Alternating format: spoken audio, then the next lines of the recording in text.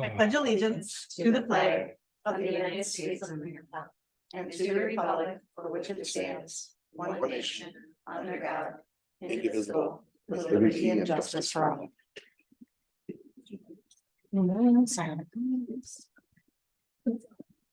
Good evening, everyone. We are going to start with roll call. Roll call, please. DeFord. Here. Hicks. Here. Browski. Here. Moss. Here. Shalinski. Vega. Here. Williams. Here. To move to. I can introduce ours. Would you please? Yes. Awesome, thank you. So we are very excited. From this point forward, we're always going to have students at our board meeting telling us about some of the activities and the progress that's being made at our schools. Tonight, we have our high school team. And then next board meeting, we'll have the middle school team and then the high school team back again. And then in the spring, we'll work in some of the elementary schools. So we are super excited to have Twyla and Lily and Joe with us tonight, who are each going to share some of the activities and the happenings that are happening at our high school. And we are grateful to Mr. Cleveland and Ms. Fisco, who have joined as supervisors of the groups and the activities that they do. So I appreciate you guys being here as well. So I will pass it over to you guys to give us an update. Hi, we're part of the Veterans Day Committee in the high school, and we just like to thank you and say we're elated to be here tonight. My name is Joseph Galarza, and I'm a senior this year. My name's Lily, and I'm also a senior this year. For Veterans Day, the purpose is we're here to share some information about the Veterans Day program and remind you of the invitation sent by Mr. Cleveland to join us if you can. So this event takes place this Friday, November 10th, and it starts at 1:50. And this year it's going to take place right back in our Sullivan Gymnasium. And then afterwards, from 3 to 4, we're actually going to hold a reception again in the library where we're going to talk and interact with veterans. So we'd like to share a few details and stats of what we're going to be doing with the program this year. All right. So like Joe said, we're going to be back in the gym instead of the parade this year. Back to the original. And then this year, since we are back in the gym, we hope to have about 40-50 veterans in attendance, plus their families and guests in our school community and students. And if even more vets came, that would be great. And then, oh, I'm sorry, Lou. Okay. We have about 60 student volunteers plus our 4 faculty members helping out. We have Ms. Bisco, Mr. Cleveland, Mr. Larson, and sometimes Mr. Grossel. Not here right now, but they've been a great help to us, and we've all been working together to get this organized and make sure it works out. And then so far, 7 local businesses have also partnered with us and been a part of this. Atwood Barbecue, Azteca, Barbarians, the Bucyrus Club, Cousins, the Edgar Flag, and Noodles and Company, and even going forward, hopefully Hardee's. And student organizations like NHS have been involved, and Student 7 have committed to donating some of the food to the program as well out of their storage to help us, and we're very grateful for that with everyone that's helping us. We've sold about 150 t-shirts, the ones that me and Joe are wearing, to our school community, and we will give out t-shirts to the guests, the veterans as well. They were designed in collaboration between a student volunteer and Mr. Fix, who runs Orbit. I think they did a great job. I do too. I really like the design this year. Is there anything on the back? Yeah. Let's see the back. Oh, nice. Oh, I really like it. That's really good. Good job. A little Pops out. different from recent years, but I think it looks great. Right. But because of our limited meeting time this year, we are a little crunched. But so we won't be doing the fundraiser this year. But however, we still are going to be spending a lot of time with the vets and doing other stuff. So we hope that won't cause, but it won't. Now we're going to talk about our involvement personally. For one, I'm in NHS, so it was like all of NHS is doing the Veterans Day or the just like the program. And Hey, Lil, we're all can you explain to everybody what NHS is? NHS is the National Honor Society, so I believe it's a 3 point. What's the GPA? 3.5, I want to say, or higher, I believe. 3.4. One off. You were close. That's good. Always got to be. Here, so we've all worked really hard keeping our grades up and making sure and doing extracurriculars. NHS also does volunteer work, helping out the community, that type of thing. So like helping out the community right now is with Veterans Day. We will all be making a baked good to help the veterans at the reception, just to give them a little goodie. And Is that then you guys or moms? it's us. It's We- us. Yeah. And it's baked, it's not bought or anything, we make it ourselves. But we have to make sure that we put like, if there's any nut allergies or anything, so Right. we're making sure we stay safe. Yeah. And then also I'm on the reception team, so I'm helping setting up food, getting food from the places that aren't delivering. So like at Wood Barbecue, I believe we have to pick up on Friday morning. So basically throughout the day on Friday, we're gonna be setting things up and helping out and making sure everything runs smoothly. And then I'm also helping like bring the guests in, make sure they get to their spots, and all of us are making sure that everything runs smoothly. Then along with that, I'm also part of NHS, and this year I'm a part of the tribute reading program. So like when we have our veterans in the gym, I'm gonna be on stage reading a few commemorations, and I'm really grateful for that. And along with that, afterwards, I'm also gonna be a part of the reception committee, interacting with the veterans, talking about their experiences, and just getting to share that memory with them. Pretty much it. We just want to make sure everybody hears about it, as many people can come as they, like everybody come, because it's a great celebration. I'm glad we're going back to the old, just in the gym instead of the parade. I feel like it's gonna be great and everybody's gonna love it. And we just want to say thank you for having us here. Yes, thank you. Any questions for Joe, Lily? The time again was 1:30. It was 150.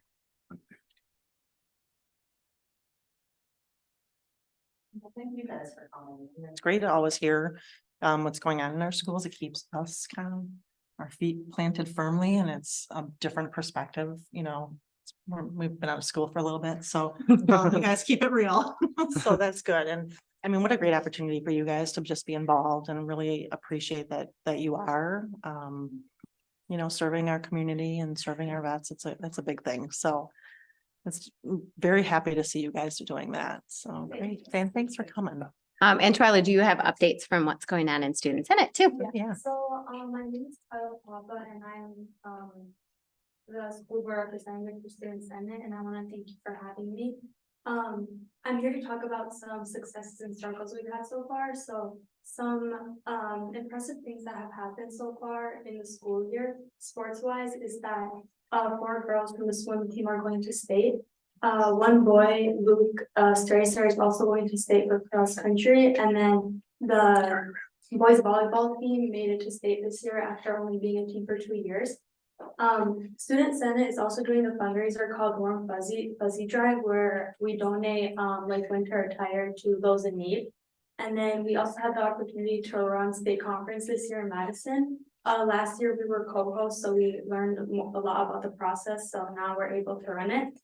And then one struggle we're having this year is the situation with Aspire. A lot of clubs find it hard to meet and stay active because a lot of the students are not able to come to the meetings, because last year we had a lot of the meetings during Aspire. So now it's getting a little difficult for students to participate, and they feel that they don't have the opportunity to participate anymore.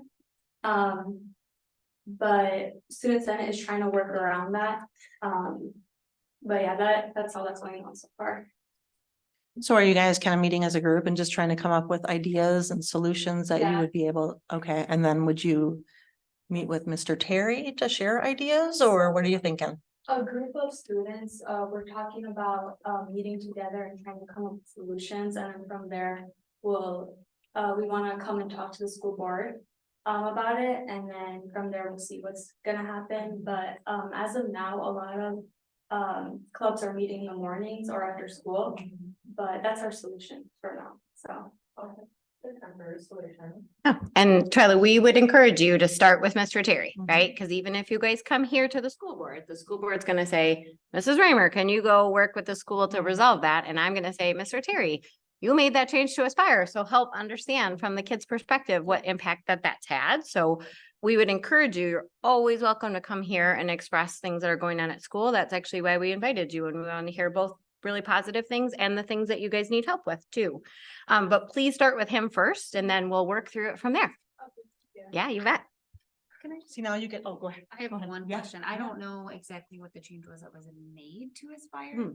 That's prevented, that's causing. the Yeah. problem. Yeah. So, Mr. Terry made the decision at the start of the school year, because some clubs and activities were meeting during Aspire. Some of that, there were some staffing changes, and so certain people can't be freed up during that time to run clubs and activities. So some of that had to change because of that. So there isn't really a great workaround to that part of it yet, but he changed it because we do have, as we know, a pretty high failure rate at the high school. And so he wanted students to have this time and Aspire to work with their teachers directly to get some coaching and mentoring on how they could maybe improve their academic performance. And so Mr. Terry went back and has been doing, I had heard this about Aspire and how frustrated some of the staff are, or the students are. So I asked Mr. Terry to go back around and check in with the Aspires, and he is going to work with the Aspire teachers on like what that time should look like. But for you guys, please make sure you're going to him with some of your concerns as well, because I think sometimes there's we don't always understand it from the perspective of students if people aren't telling him where that's been a concern for you guys too. Thank you. And I just want to empower you guys to, really try to come together and think of different ideas, no matter how crazy they may seem. You guys are in the mix. You're, in your classrooms, your perspective is so much different than your teachers and your principals, our superintendent, and even us.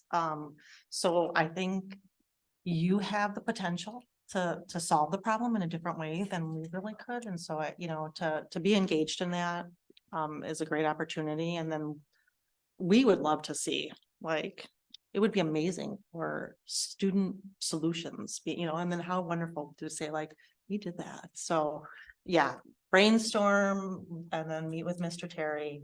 Please come and share with us, of course, but we're pretty far removed here. So, your action will be with Mr. Terry and then with Ms. Raymer as well. But yeah, I love that you're talking about that and that you're looking for solutions, because again, you're smarter than us, really. I will say that. I was just talking about that today with someone you guys are just innovative and creative, and you're not stuck like adults can be. So come up with some solutions and hopefully we'll hear some great ideas. So what is Aspire? Could you describe what that is? Aspire is, I believe it's 45 minutes long, and it's 2 times a week where we could work with other teachers and get caught up on the homework. It's just a little time to work on your grades built into the school year. So. And then again, what was the convention you guys were at in Madison? It's the state conference. Oh, okay. So a bunch of schools around the state will come and will like to learn more about leadership positions and how to be a leader and things like that. So have you guys picked a date to maybe post it? Was it April 7th or 8th? 2024. Yes, we can confirm that, but I think that's it.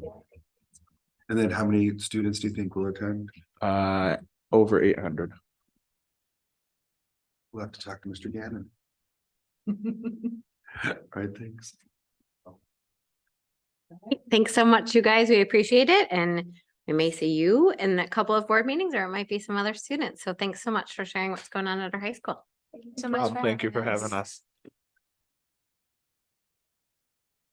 Patrick, I think Aspire is probably like our old homeroom. Yes.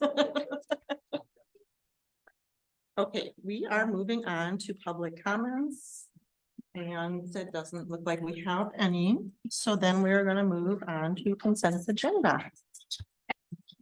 We pulled November 1st out of it. Yes, thank you. I'm sorry, which item? Oh, thank you. Pulling November 1st minutes. I move that the board approve the consent agenda as follows. Adoption of the agenda, approval of bills for payment in the amount of $3,104,962.05. Approval of minutes from the October 18th, 2023 school board meeting. Approval of staffing, hires, resignations, retirements, revised FTE, resignation of Bill King, manager of building and grounds, effective December 1st, 2023. Hire of Sydney Sarah, early childhood special education teacher, and the addition of 7.5 hours per day paraprofessional at the elementary level. Roll. Ford. Aye. Ince. Aye. Drowsky. Aye. Matt. Aye. Vega. Aye. Williams. Now I move that the board approve the November 1st, 2023 school board minutes. Or, yeah, minutes from the meeting. Second. Roll. Ford. Aye. Ince. Aye. Drowsky. Aye. Matt. Abstain. Vega. Aye. Thank you. Okay, we're moving on to community engagement, Mr. Vince. Safety update. Nope, No. they're reading. Oh, C1, sorry. You want- Third yes. reading and approval of revised policy 369 materials, selection and adoption. Are there any final questions? Okay, looks like we're ready for a motion. I move that the board approve the 2023-24. Oh, come on, Patrick. I move that the board approve the third reading and approval of the revised policy 361. Instructional materials selection and adoption as presented. The seconds, please. And roll. Ford. Aye. Ince. Aye. Drowsky. Mass, Aye. Vega. Aye. Williams. Aye. I love how every board meeting, there's always one of us who feels like it's like the first time we've ever done this. Okay, Mr. Hins.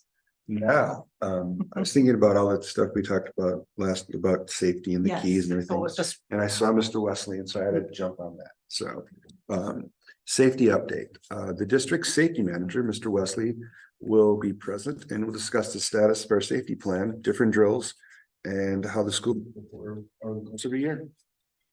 And I'm gonna be leading us through a chunk of the presentation, but Bill, if you'll come up here so that we can ask questions kind of as we go. I just sent it to you. Can you? Totally.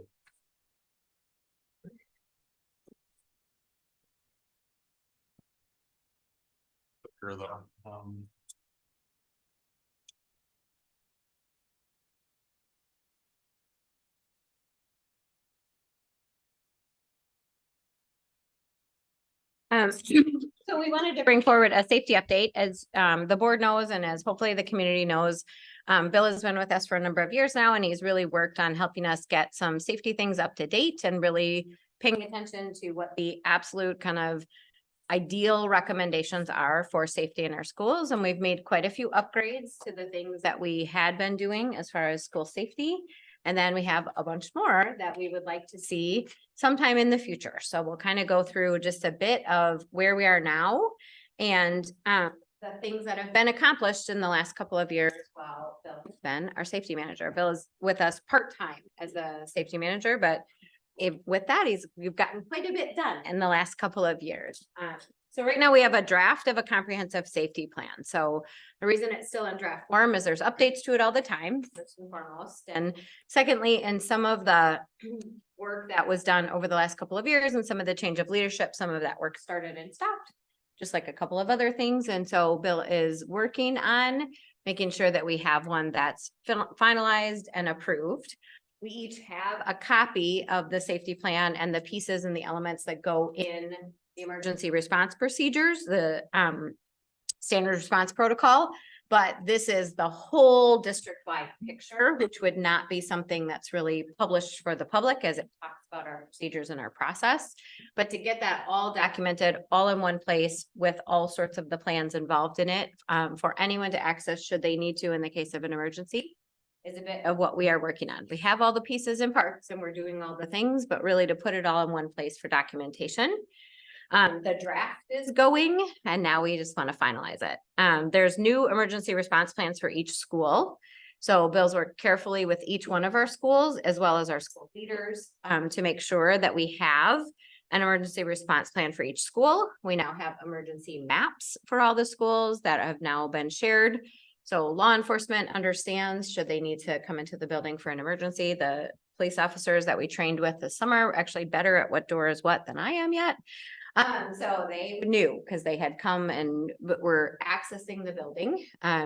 We really enjoy our collaboration with the South Milwaukee PD. We hope we never need them, but if we do, we want to be sure that we're prepared for that moment. We now have threat assessment teams. Each of the schools has a threat assessment team. So this is a time when a student may make a threat to school safety, whether that's a small one or a big one, if it's on social media, if it's something that happens during the school day and in the schools. We follow a really thorough process to do an assessment that comes back and says the student is low risk, meaning they're coming right back into the classroom or into the school with some guidance and some restorative practices. A student could come back at more of a medium risk, which means we have to put some mitigation practices in place and some support in place for the student. Or a student can come back high risk, and then that would likely be a student that we wouldn't immediately return to school at all until some pretty significant intervention took place so that we could reasonably assure the safety of everyone else. So we have a whole process for that. We have an emergency communications plan that is serving us quite well. We'll talk about that a little bit more in a few slides. And then we started doing after action reviews. So that's when we've had a safety incident at a school. We bring all the people in back together. I believe we have one tomorrow or tomorrow. And that's when we get the team back together to say, okay, what did we do well? What do we need to work on? And how do we move forward? We'll talk about that a little bit more too. Annual training. So this is something that happens obviously every year annually. All the staff in August will get to time when they're at the school sites to be coming in and doing just the overview of the standard response protocol. That's when we call this is what this means, and general communication around the safety plan for the school. We put new communication about that in that back to school safety, in the back to school time with a whole safety newsletter. So families understand. For a while, we were having a challenge where there was a communication that would go out that said we had an incident happening at school, but it wasn't always clear if parents should come and get the student or if parents should stay away. So Dan and Bill have worked together really closely to make sure that our communication to families and what we expect of families in that moment is really, really clear. Right? These are their children and they're aware that there's some sort of question about safety in that moment. And of course, we want families to know we have really good processes in place to keep their children as safe as humanly possible in those moments. But more people in and out of buildings in that moment doesn't allow the emergency response teams to do what they need to do. We did some cross training this summer with the police in our middle school. We got to learn about quite the acting capacity that Mr. Arnold possesses this summer. Were you the victim or the both? Yes. Out of terms. Yeah. So it was quite the highly dramatic event when Mr. Arnold and Mrs. Leslie were both performing in the moment, a dramatic reenactment of helping our police practice what they will do for safety in the moment. Is there a video on that we could? You know, we No. we talked about it afterwards and he's like, we really should have been videotaping this. Yes, but Dan was always very good at throwing that just extra special curveball for the police where it took them a second to figure out how they were going to respond to what he went through and did. So it was not to take it lightly because training is always very serious, but it was really great. The rest of us got to stand back and observe, to just watch if the police were to enter the building for some reason. What should we all be doing? Mhm. What would that look like? What would that be? You know, what would that feel like if in the moment something like that happened? So that was a really nice training that Bill had arranged with the PD this summer. And then in the vector training, so every year we have training modules that all staff go through. So there's one on mandated reporting and there's one on I think there's one on de-escalation strategies, and I'm forgetting some of the other ones, Jen, that we have in the vector training. Oh, gosh, and then we actually have it so it's rotating, so there are a few that you do every year, like the bloodborne pathogens. And then we now have a 3 to 5 year rotating plan so that we have the de-escalation between staff to staff, de-escalation from staff to student. We have concussion training for athletics, lots of different things there. We're trying to do 2 or 3 a year to make sure that we're not completely overwhelming our staff with online training every fall. Yeah. And yeah, go ahead, David. Vector is just the name of the agency. Just that the name of provides the, yeah, it's the name of the platform where you do the Yes. training. Yeah, Augie. Like last meeting and this meeting, we had a teacher resign first quarter and we just approved a new hire. How are those new employees gonna be trained, I guess? So for the platform, as when we get new employees there, we actually also have a new employee. They call it it's like a profile. So you've get profile. So once they get here, then they get that assigned to them and they'll get the email saying that you need to do this.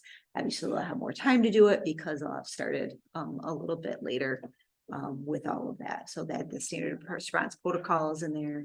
And then Bill would have to talk to about the new. Yeah, the administrators of every school play a role in their school safety, so they would have to be coaching them as well as, their partners next door and their rooms next door. So there's a lot of that goes on, but the administrators are working with the staff. And they talk quite a bit around protocols and they run drills. We'll get to that in a second. And it's after the drill, you kind of say, okay, this is obviously we were really good about this. Everybody remember there's a go bag and it has student identifiable information and things like that. So if you ever needed to leave the classroom, you can keep a head count and you can do all of those things. Occasionally, the administrator can throw a curveball in and tell a teacher to leave a student back in the classroom and make sure somebody noticed. And we did all of those things. That's why you practice all of those, but that's the next opportunity then for new teachers to be making sure that they understand how it works. And the actual documentation, these signs that are in the next slide. When we do the drills, like these signs are hanging in multiple In every places. classroom Yep. and in all the, every classroom has the emergency procedures book, which also has it in there and all the different protocols for the different types of things that might happen, disturbance, fire, etc. They all have instructions right at their fingertips. Yeah, so these signs say, like, if this is the announcement, it's a hold, like, here's exactly what you do. If it's secure, that's what that means that you do. Because in those we can train people every day of the week. And in those moments, the stress of trying to make sure you're keeping kids safe is a lot. So having visuals for staff to understand where they're supposed to be and what they're supposed to be doing is super helpful. And the beauty of the standard response protocol is it's really a simple thing to understand. The teachers don't have to worry about what's causing the issue. They just have to worry about that we're going to take one of those five motions with the kids. So it's a very simple, easy to understand system. The whole district is talking the same language, which is fantastic. So the elementary kids, when they get to middle school, everyone is already on the same page. So that's been a real plus. Plus, it's considered industry standard right now. It's what the State Department of Justice is pushing and what most schools are going towards. Go ahead, Patrick. Question, on the whole, I understand that, but on secure, it says lock outside doors. Aren't the outside doors always locked? Yeah, Schools are. yeah, it's just a language.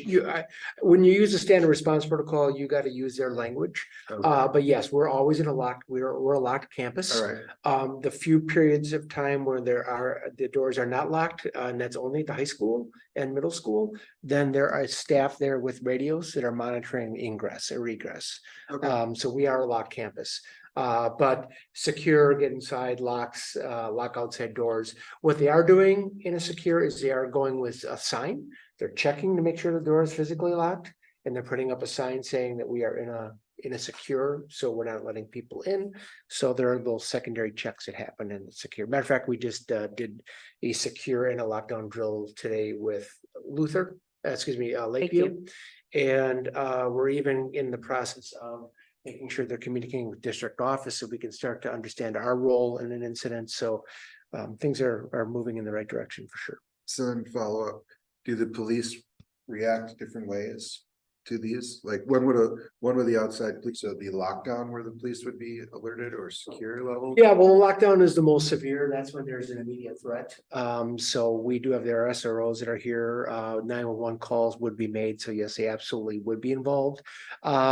The only one, well, so the hold is, we can use that for something as simple as a medical condition. A kid Correct, might be yeah. having a seizure or a panic attack or something like that. We just want to keep the calls clear. So they might not be for that. But they would be for just about everything else. They'd be notified of it. And I'll be honest, even for a hold, they're gonna be notified that something's going on. Yeah, and then we also keep a police radio in the district office so that should we hear that there's police action happening in the neighborhood around a school or anywhere that's in close proximity to jeopardize the safety of students, then we can also call call a secure or something like that to make sure that we're keeping the kids from, if the police were taking action in the neighborhood and it's at dismissal, we don't want all the kids out in the neighborhood. And so some of these happen sometimes in the middle of dismissal. Then you gotta bring the kids back in and lock all the doors and, so some of those get a little bit more complicated. Okay. So we've increased the number of drills that we're doing. As Bill shared, we had a couple today at Lakeview. So we're doing quite a few more of the drills. One of the things that we're looking to do going forward is just to vary the type of the drills and make sure we have really good processes around each one. We've been doing fire drills once a month since all of us for sure were in school. And I don't know that there's any statistics on if there's ever been a whole lot of students who've died in a fire, especially in a brick building, but you practice it in case you need it. And the rest of these have just become part of what we need to do in school as well to prepare and just be ready and hopefully never, ever, ever need those. And the changes that have been made around some of the school safety measures have really increased safety. Our schools are very, very, very safe, but there is the gold standard of safety. And that's really what, as we had some of the conversations around potentially what some referenda dollars could help us to do, would be just to do some of those gold standard of safety things sooner than later, right? Because those are ultimately the goal. So after action review, so we talked about this a little bit. So first we start by saying, hey, let's review the standard response protocol. Did we call the right thing? Right, so we called a secure. Should that have been a hold? Would that have been a lockdown instead? So you kind of review each one and make sure that we picked the right one that was appropriate for the situation. We talk about what went well. Okay, so we had this communication was really solid. This went well, this went well, this went well. And then we discussed what we could have done differently. We ask the questions. Do we need additional training? Do we need further communication? So sometimes we want to make sure that when possible, we're closing the loop on the communication for the families. And I'll share that in just a second. Our first one of these we did, it was an interesting experience because it involved Jess at our district office and Ante from athletics, because we had kids out at practice during the incident, and to get everybody's perspective on, ooh, okay, I hadn't thought about that. Are you sure I did the right thing?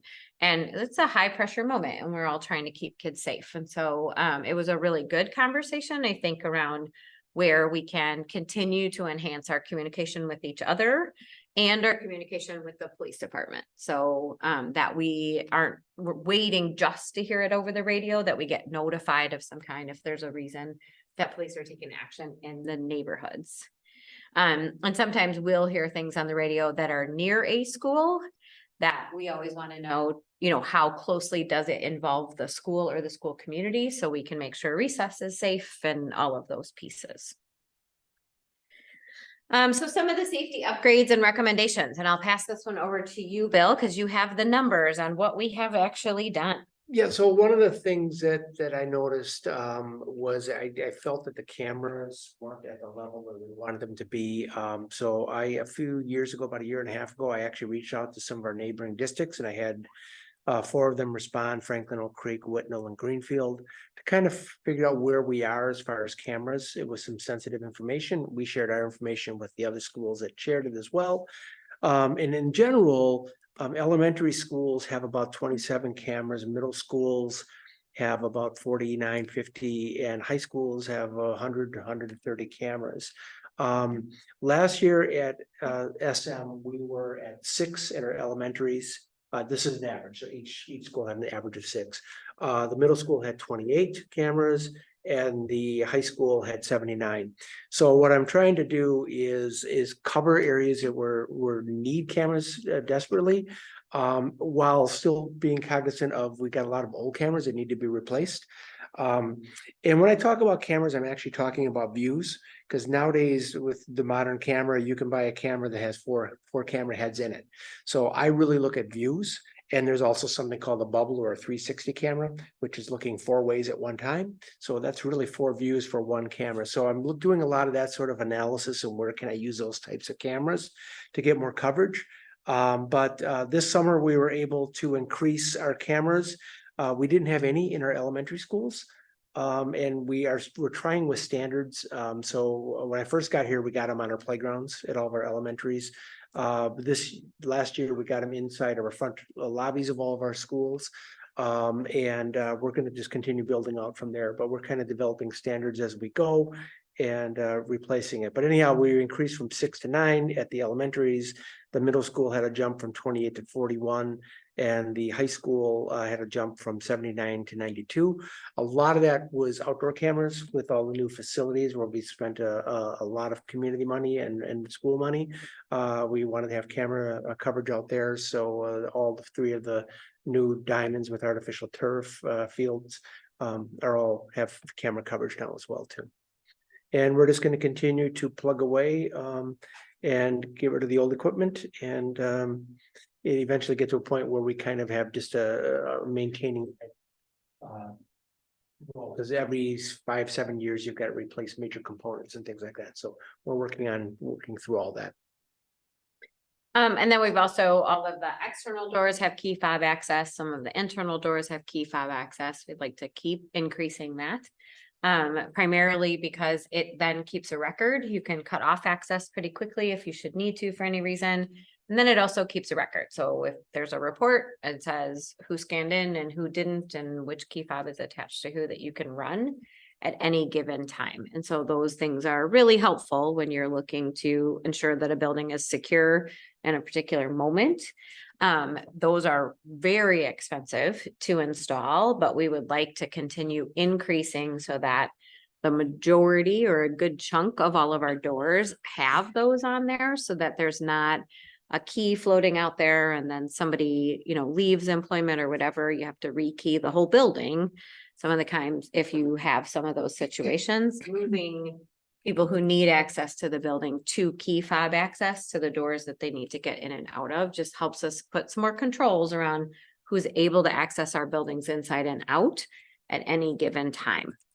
And then again, like we shared, the police and the fire have access to external doors and maps. The police department has fobs and actual keys so that should they need to get in, we don't need to have staff, manning those doors in order to give them access. And Bill King and Bill Wesley went through that when the police were here for the training this summer to make sure that they had the keys that they needed. They tested things to make sure what they thought got them into door 12 or whatever is what they needed in the moment to get into that door. So that has been super helpful. The other things in the future that we want to keep doing when it comes to safety, like we're all talking about really emergency planning when we talk about lots of the things we do around safety, but as we all know, traffic and mitigating how we navigate kids coming to and from school is also a real concern. So in the future, we'd like to continue considering crossing guards.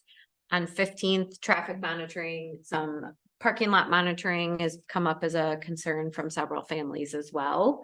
So those are all things that eventually we will get to. Again, partially what some referenda dollars, should the board choose to go to referenda and the community supports that, does is allows us to more quickly do all of the things that eventually we'd like to do in the plan, just to make sure that we have, again, the most state-of-the-art safety precautions and measures possible. Some questions? Yeah. All right. So we've increased the number of views, correct? But before school, during school and after school events, how is it delegated to monitor those views? Like in each school, who's looking at the views? And then do you record all the cameras so it can be bookmarked to go back and see an incident? Yes, cameras are all being recorded for a period of time. After a certain period of time, they're written over and the memory is used again for new footage. But yeah, so we can go back and look at everything. As far as monitoring, I really don't like to get into too much specifics about what we do and don't monitor. Yeah, just so So you know, we we could do have say the that ability in to each school, record there's everything. someone monitoring too. Okay. Yes, Yes. Okay. Yeah, those are the camera footage is very regularly monitored, Okay. right? But we really, again, for safety reasons, you don't want to give out any specifics. Yeah, within that. my concern Yeah. is when you expand the views, will you have the manpower to Yes. see the views? Yeah, and it is, you can have remote access to footage and things like that as well. So there's that it actually expands your opportunities to monitor and view things should you need to in the moment. And as camera systems get smarter, there's things like analytics, artificial intelligence that's moving into the camera world as well too. It can identify movement where a camera used to just be able to identify movement. Some camera systems can now identify if it's a person or if it's a car. It can do certain notifications. So yeah, the camera systems are improving, which makes them a more viable protectant. It just helps. So it sounds like that's what we're kind of moving to. Yeah, and we have quite a bit of that now. That's been some of the increases that have been done, but eventually you just want camera access at every angle of every building that we can, right? Because that would bring us all the way to state of the art. All right, thanks. That's another one of those things where cameras are and what they see and don't see. That again are internal only documents because those are part of how Got we it. monitor safety all the time. And then on to communication. So we have that annual newsletter that I referenced. In the moment, this is sort of how it works. Dan Bader gets on with the communication. He creates an initial communication by phone to families if we're in the middle of an active situation, by email, excuse me, if the whole situation is over. So this happened, we had a hold today, everyone was safe, just so you know that happened. Or we are in the middle of a lockdown, please don't come to the school to try to get your students. And then we do then a follow-up communication after that, if we've notified people at the start, to make sure that it gets notified to everybody. We always want to give as much detail as possible. This one is usually really frustrating to families because we really can't say more than we do. And families are like, why did they send that broad, weird communication that didn't tell us exactly what happened? But we need families to know, like, sometimes that's an actual active police investigation in the moment that we're sending a communication. So we really are only allowed to share so much. Sometimes we need to finish the investigation and we actually don't have every single detail in the moment that we're in the middle of that, but we do want parents to know something is happening, right? So talk to my throat. So that is part of the challenge. We're getting much better at then sending some follow-up communication just to make sure families do know as much as we can tell them. And to be really clear and upfront with the families in our community about what's going on in our schools, and also to make sure that they understand where they can help. One of the things I didn't include on the slides that we use all the time is speak up, speak out. So that's an anonymous line, or you can identify yourself. And students put things on there all the time. Families, community members, anybody can use this tip line to call in. We get a notification, I get a text and an email. I'm on the chain, Bill gets those notifications, the school leader gets a notification. Hey, and speak up, speak out, somebody reported something. And that's a really powerful tool for us to make sure we can get ahead of things. Sometimes they're very minor things that we're able to work out at the school level, and sometimes they're larger social media posts or things like that that we have to do a much more thorough investigation on before we decide how we're going to take action. So that has also been really helpful. We encourage our families every time we have to put in a communication, please speak to your children about using these things. The more students tell us kind of areas where they have concerns about safety, the better chance we have to make sure we're addressing all of those things. And the likelihood is that kids are going to know about it long before we do, because they communicate with each other on social media and they communicate with each other in a whole lot of ways. So the more kids get comfortable knowing that you're not ratting somebody out or tattling on them, you're actually doing some safety measures that help us keep safe at school, the better, because we really do want that communication to go back and forth so that we can always make sure we're providing a safe environment at school. Dan then sent his to the police department. The police department has shared that's what they actually use then in their communication. So if he posts something on Facebook, the city and Dan that, or the city and the police department just take the exact same thing so that we are really consistent in our messaging across all the agencies. And then to the families, and then the board also gets that. And then Dan creates additional communication as needed as a follow-up to staff and families. We've recently started putting a lot of those communications in both Spanish and English. We do have a lot of Spanish speaking families, and those families also need to know that we're keeping their child safe with the clearest language we can in those moments. We have quite a few languages spoken in our district. So Dan Bader is continuing to work on, like, how do we make sure that families have easy access to a translator app or something so that we can make sure that we're being really clear with our communication. And then one example was, this was like a recent sort of situation. We got a phone call on the alert system that a school had called 911 for a staff member, and the EMTs were on the way. So we sort of all gathered and waited to see what that would tell us. A few minutes later, we got a call that a student had an injury and also could have potentially broken a bone and needed to be taken for some emergency medical care. Coincided that those both happened within minutes of each other. It took us a second to be like, wait, what? Who is doing what when in At there? the same school. At the same school, literally and totally unrelated within a few minutes of each other. And so what did we do? Like, what would you guys think that we had the building do as soon as they needed to call an EMT for a staff member in a classroom? If you go back to that standard response protocol. It's on slide 4, Dan. I think you just would do a hold. Yes. Yeah, we just did a hold. We wanted to make sure that if medical professionals were coming into the building, always were clear, right? So when we say to families, hey, we had a medical situation, right? We're clearly not going to say, well, we had to call the EMTs because this happened to a person. That's their private medical business, right? But we do want to say we called a hold. It was for a medical condition, and that could be a variety of things. The goal of the hold in that moment is that we have clear hallways and clear spaces for medical professionals to come in and do what they need to do. That's the after action review we have tomorrow, because we quickly were communicating to families about why there was an ambulance out in front of a school, right? As we're a walking community, you can see them out there. We're right next to Angie's house. So I was like, oh, hello, Angie. Don't worry. We got this all covered over here. At that moment, when we weren't 100% sure with 2 incidents happening at the same time, several of us actually just drove over to the school to make sure that they could manage 2 different situations at the same time, which is not always the response we would take.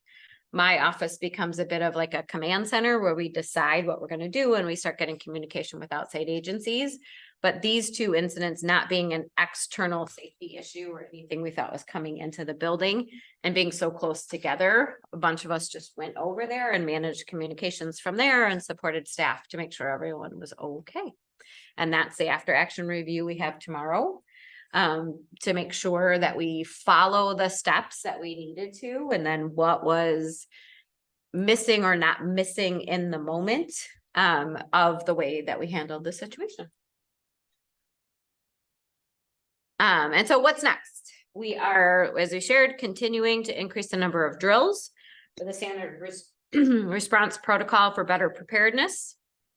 We'll continue providing yearly safety training at every school at the beginning of the year, with a focus on general safety, including the ignore the door messaging. Do you want to talk a little bit about that, Bill? Yeah, it's so critical. I mean, we spent a lot of money hardening our buildings with different locks and mechanisms and things like that, and all that can be undone with one kid using the SM way and saying Miss Jones by a door and opening up a door.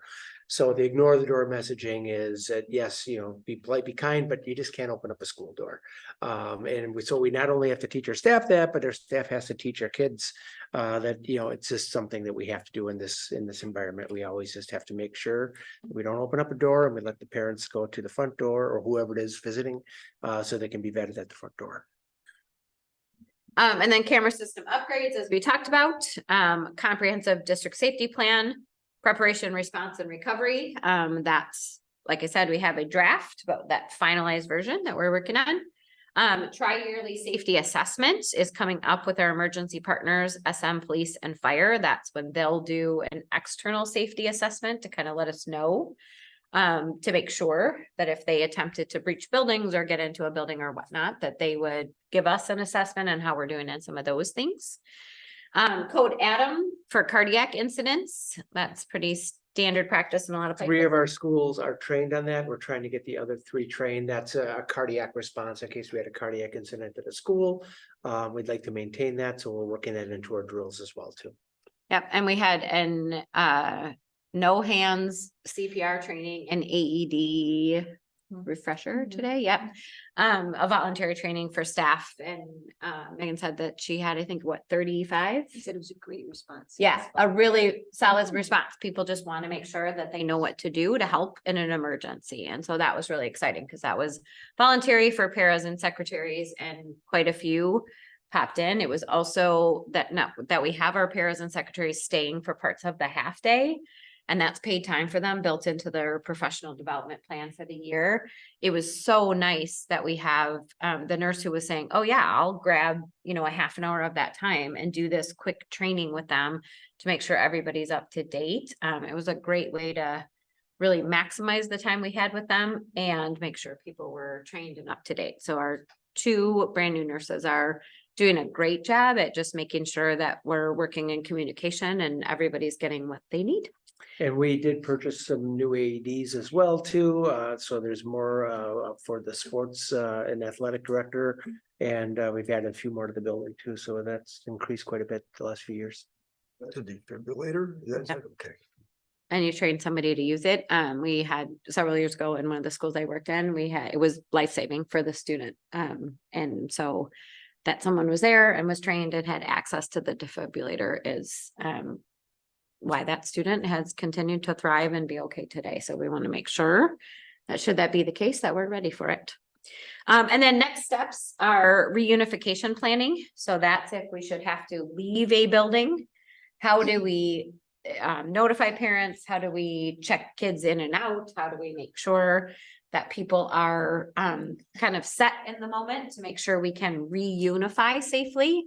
That's a pretty extensive level of planning, and you train people on the tools and all of those things. So we're continuing to refine that and work on what that will look like.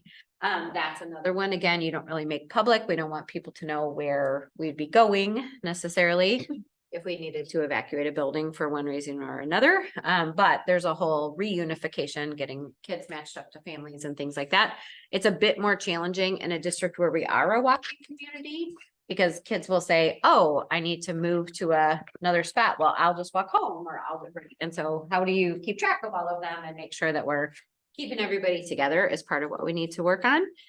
Can always continue to work on. And then formalizing more school-based emergency teams. So depending on what's called and how do people are trained to respond, if it was a medical situation or other situations, how does the team of people at the building make sure, we can quickly run down the checklist if we need to in the moment. We've got teams, but just formalizing that. Yeah. Every school is doing some form of this. We just want to make sure we're hitting all the points that the district wants to hit. And just make it a little bit more specific that we're covering certain topics. So. Yeah, and then we're also continuing to pursue other funding sources to make sure we can continue to take safety measures. So Dan was working on applying for another grant as well, so that we can get to this list of things that we want to take us from very safe schools to the safest schools possible. And so we're working on other funding sources as well as we look at all the pieces. Good night, Tyler. Thanks for coming. And that is it. Any other questions we can answer? Just a general safety update. Can I just talk about Yeah, go ahead. the safety plan? So we're going to do another review with our emergency providers. So that's police, fire. And we'll go around to every school. They'll come up with suggestions which may or may not affect the plan. So we'll probably do the formalization of the plan after that evaluation. But at that point, the school district, I believe Jen Wright will have a chance to look at the draft of the plan and comment on it, et cetera. We're going to be doing that a bit with the various groups at the school, the counselor group and the operations groups all have to take a look at certain parts. So, yeah. So that's something that everyone will be a part of. Okay, any other questions? Yeah, David? Just a comment, and we're interested in the specifics. I don't need them. What I, as a board member, what I need to know is that we're rolling out, evaluating, reevaluating, adjusting. This is a moving process that will never be finished. And I was here when the standardized protocols first rolled out. And we had a slow time digesting that. Why do we have to speak a common language? Now it's assumed. It's like, it's the systems. If we all talk the same language, we do a better job. And I hear that. And as from a board member perspective, I have a sense that we're right on target. And I'm very, this is assuring to me, a good review and a good summary, and nice work. Yeah. Bill does a really nice job. He manages most of this kind of independently. And so, but as he and I are getting to know one another and as we've been meeting, he said, oh, it's such a relief that you actually know what a bunch of this already is as well. Cause You have a lot of experience in that. Yeah. And I have a lot of Which is experience great, in yeah. writing the plans and implementing the plans and training all the staff as well. So it's been a good fit to be able to say, oh, time out, are we doing this or should we add this to the plan? So that's been helpful. All right. All right. Thanks so much, Thank you. Bill. We'll let you, you're welcome to stay for the rest of the meeting if you can. Or you can go home and enjoy your evening. Yes, I think I'll do that. Yes. Yeah, exactly. You could go home That's and right. get on the Zoom. I'm sure That's that's what- that's exactly what what he I'm was gonna do. thinking about doing. All right, take care, everyone. Thank you so Good much. night. I really Thanks, Mel. appreciate it.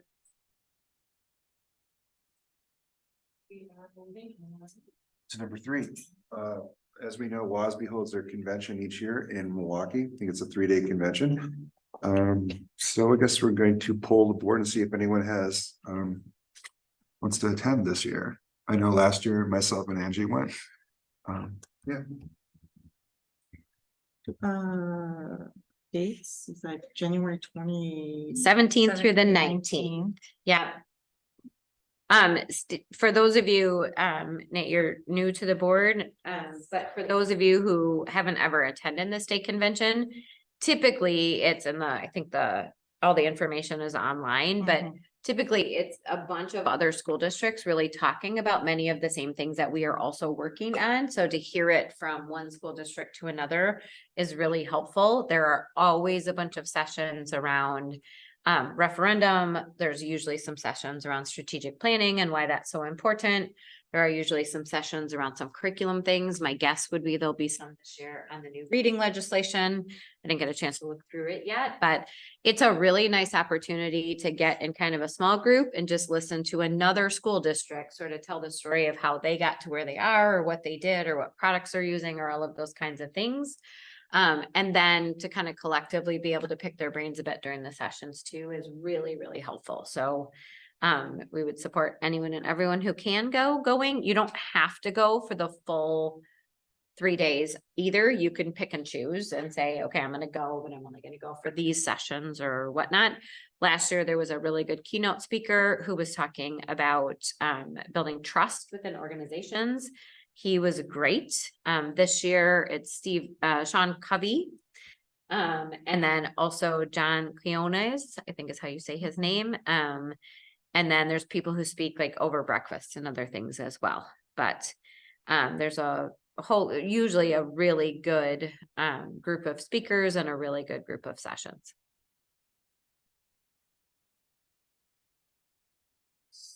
So when do we meet? You know? They usually close registration. Kind of look and Early see. bird ends December 15th. Yeah, so if And, board members who are Okay. interested in going wouldn't mind letting us know by December 15th, so we could take advantage of that. And get everyone registered, that would be great. We don't need an answer on that one tonight, but it would be helpful. And I would just encourage everybody to go and take a look.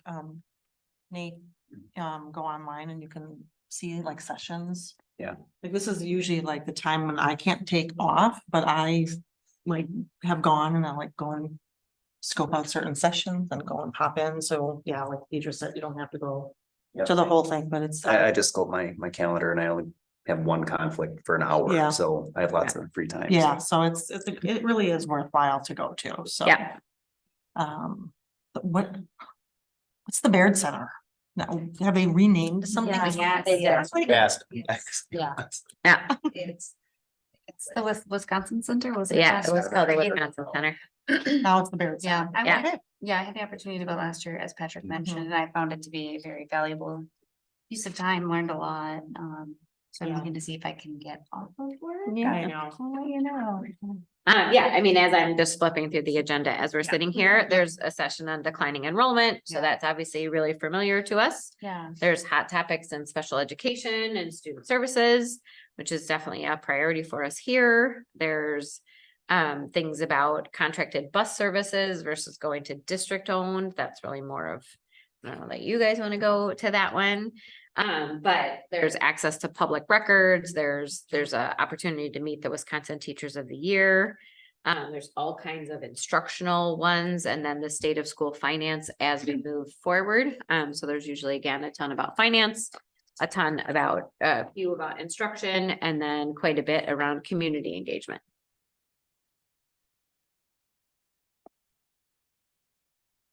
Awesome, thank you. Do we know when resolutions had to be submitted to them? I was just looking at that too. Yeah, Resolutions had to be submitted by September. Yeah, talked we did. about yeah, it. we talked about it here and we decided that we're gonna do one That's for right. this year because many of ours are still active within the organization. We didn't feel like we had anything new to add Sounds good. at this time, which we can reconsider again next year.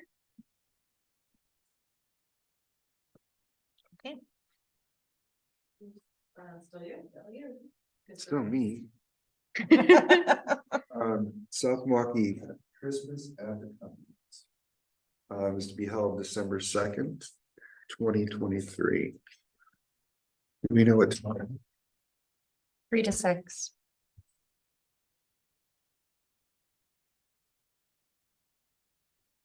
I believe this is the version instead of the parade, it's now a standing parade, so you get a spot.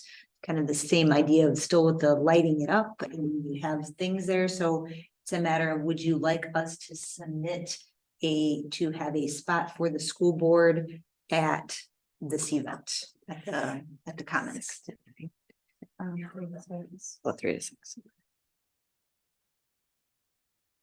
And not everybody would have to be there, but if a couple people could be there, it would make sense. I'll be there that night, but it would make some sense to reserve a spot if a few of you were gonna be there. What would that be like? I know, I'm trying. We were also curious about what a standing parade would look like. Inside, standing. No, It's It's outside. It's at the Commons, so it's at the new. Okay, marketplace. yes. Okay. And I think it's vision of around the square and Okay. then you would have a place you could decorate it up. Maybe you would have a truck and you decorate the truck and be there. Maybe we could have one of our school vans there and decorate that with some lights. It was confusing. It was like, okay, we're gonna do a tree, but no, it's cars. Yeah. It's all kind of new. Okay. I anticipate they're trying to set it up to feel a bit like the market, right? Where Yes, people could kind of sure. stop in and actually speak to each other. Yeah. And then we'd all leave our little stations and go to the tree lighting together. I think that's more of the feel they were going for. Is tree lighting still at City Hall? I believe they're gonna do it. Oh, okay. I think it's all in one spot. Okay, That's my okay, just nice. understanding. Yeah, the Yes. tree lighting, like, that's so crowded. and Yes. awkward. Yes. Will there be like a bonfire There's usually fireworks after the tree lighting. and? There was a There fireplace is a fireplace there. Yeah. So, I mean, the fireplace will be on. Well, this could be really nice. Yes. Santa When do will we be have there. to decide? Oh, and Santa will be there. I love Then Santa, of That just course. changes the whole thing. Right. Yes. It looks good. When do we need an answer? I do not know that.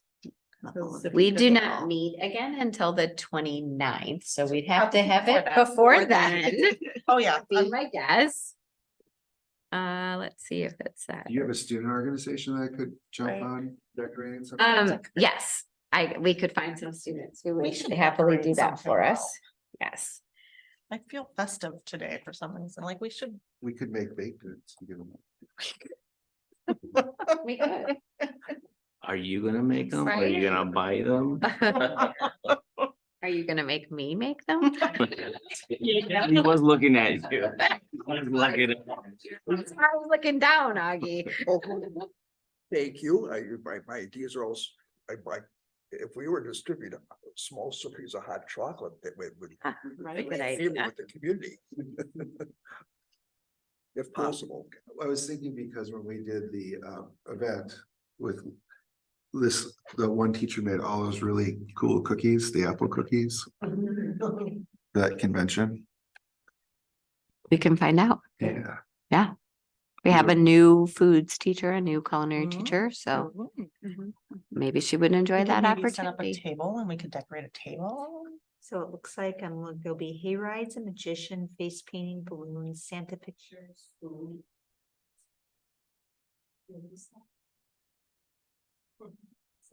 This could be fun. Mm-hmm. This could be school board bonding. Yes, and I think it would be an improvement because the last few years we had the parade, which is in the dark. Yeah. So, okay, makes sense. Well, if everybody could look at their calendars and maybe by the, let's see, today is the. Maybe by the end, by Friday, the 17th, do you think that's enough time? I think so. Yeah. And could we all look at our, my calendar's open, I'm thinking I'm in, let's. All right, Let's all So just sign up. Let's just sign up. All right. Come on. I'm out of town, so Oh. I'm sorry, that's I what. mean, you know, is this work related, really, Augie? They did, and I'm out of town. You now your personal life is impacting your Yes. board work, I'm really. Where are your priorities? They should have asked me first before setting December 2nd. That's Right, true. they should. That's really That is true. fairness. Yeah. Let's sign up, I'm thinking I'm in. Yeah. All right. Cool. A new tradition is being born. Very And good. they say that, I'm not being facetious. Oh, That'd be a nice thing for this community. Yeah, well, It's maybe. really nice and we can help make it happen. Yeah. It's nice. I like it. We could even maybe perhaps if we could make an ornament and we could maybe, I don't know. I'm not gonna. You're gonna be in charge of the whole planning don't committee know. for next year. There. I don't know what's going on right now. I'm gonna stop. I'm stopping myself right now. Okay. Right, we are gonna move on to capital effectiveness, Mr. Vega. Yes, tonight we're gonna be asked to approve the collective bargaining agreement. As you guys know, Nate, Patrick and I were representing the board, and over the last month, we have been working with SMEA. And you can look at the board book, and that is the final agreement that we came up with, and we got a little creative near the end, but we'll strike a deal with them. I don't know if you have any questions of us, but I'm Deidre. Yeah. Jen and Dan were also there as well. If I can just add a little bit to that, I think, the goal was a continuation of all of the collaboration that had happened all of last spring. And as negotiations sometimes tend to do, we get off to a slightly rocky start as we were trying to navigate new waters, but to come to a resolution that really was quickly and readily agreed upon with our association representation and ourselves in a very short time frame is really reflective of the goal that everybody had, was to continue that collaboration and really work together for what's best for all of the staff that we get to support here in the school district of South Milwaukee. So a big thing to note in the actual approval is that the average of the salary increases, and then there were some one-time bonuses attached to that as well, but was 5.26%, which is right in the middle of the road for what most of the area districts have so far approved. Those ranged anywhere from 4.5 to kind of all the way up to 5.5 was the highest one I've heard from anyone in our immediate region so far that has completed the negotiations process. So ours fell right in line with many of them, and a little more aggressive in making sure our teachers are well compensated than some of the area districts were able to do. And we did that without increasing the deficit that we have. We know we're working off of a small deficit budget. We've worked really hard to mitigate that. We're continuing to work to mitigate that all the time, but without increasing that deficit budget, because it's a really important for us to make sure that our community understands what good fiscal stewards we are being with the tax dollars that we do receive all the time. So the process itself was really well done. We appreciated the board members and their participation in it. And it was just a really nice way to kind of help move forward. A big thing to note is that there is a difference in the percent of increase for employees from the banding system that was created last year. Employees in band 1 are seeing a greater increase than the employees in band 5. And that is not to devalue anyone. The employees in band 5 overall make more than the employees in band 1. And we need to make sure that we're staying really competitive with some of our newer teachers in particular, as that is the data shows us is where we tend to lose more people. Jen and I had a conversation today around the fact that it is just not the norm at this present moment that teachers even stay for a whole year. If they find another opportunity mid-year, they're moving on. So hopefully our staff won't choose to do that once they see that we are really looking to compensate them as best as humanly possible. But we have to make sure, especially those teachers in those younger years, that we're doing everything we can to capture them to stay with us for the long haul. And that's not, to reiterate, it's not just us, it's statewide. No, it's statewide. And Yeah. The board and with discussions with administration worked at length to somehow secure and stabilize our entry level teachers. Yep. Enhance their career and certainly say we're running a system here. If people stay here and understand the system, systemic continuity of where we're rolling out, it's added value to stabilizers. Win, win, win. Yeah, absolutely. Right. Absolutely. And that was understood and supported by the members of the SMEA who were part of the negotiating team as well. That's where we are seeing an aggregate, right? And where the percent landed, which for districts that have a similar system, they are doing similar things. So we have to make sure that we're again staying competitive with compensation and then taking care of our employees as best we can to make sure that our expectations for them are clear. We're supporting them correctly in the professional learning and the opportunities we give them, and that we're making sure that their jobs are reasonable compared to what they could get out there other places as well. We're still gonna lose people. Yeah. And in saying all of that, This works against that. well, it does. It certainly doesn't. It helps, right? That people understand that it was one of the points that was made during negotiations that people want to know, right? In 5 years, I could be here. In 8 years, I could be here. That's a lot of what the banding system does for you, is it kind of gives you like a, you know, it's hopefully stretches people to understand that staying in one place does have its value. But we were able to hire a new teacher. Well, that person's leaving somewhere else mid-year. And if we lose a teacher, that means some other district usually hired them during the course of the year. So yes, David, that is staying really competitive right now and making sure that people find us to be a good fit is really, really, really important. Two things I'd add. Over the 4 years that Augie and I have been on this negotiating team, every year it's improved. The interaction between the board. Even this year, I think the board took a very, very strong leadership role. And I think that message was communicated to SMEA that this is a board decision, that all of us work together to make sure that our teachers are paid fair and well, and that our children are getting the best education possible. So I think that's definitely something we have collaborated with over the last years. And another thing that people might not know, that certain districts don't negotiate, like say our band system, they just, the word is impose. Like a neighboring district will say, we're giving you a 4% raise, and then they split it up however they want it. So I know new teachers value the fact that this board takes the time to negotiate and just doesn't impose something that we are responsible and reactive to all of our teachers also. That's another thing that separates this board and our school district from neighboring school districts. So I commend everyone who works on it. Thank you. Very much appreciated, very spot on. And yeah, I mean, we've been saying, this is this is amazing school district and an amazing board. And, you know, we really value our staff, teachers, and our most important, our students. So, thank you all for who served on the committee. It does take additional time out of everybody's life, and so it's very much appreciated. So I think we're ready for a motion, Augie. Alrighty. I move that the board approve the 2023-24 collective bargaining agreement for the South Milwaukee Education Association as presented. I'll second.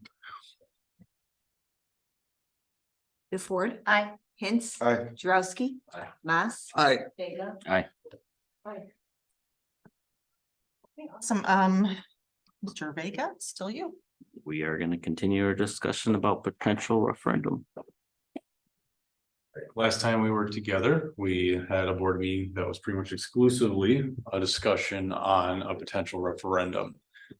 So we discussed a potential 1.6, 1.8, and 2.0 per year. 1.6, 1.8, 2.0 million per year referendum, recurring and non, for the subsequent years. So we had a pretty in-depth conversation, really trying to be patient and trying to look under every single rock that we could to make sure that the board had the complete story and knowledge needed in order to make an informed decision.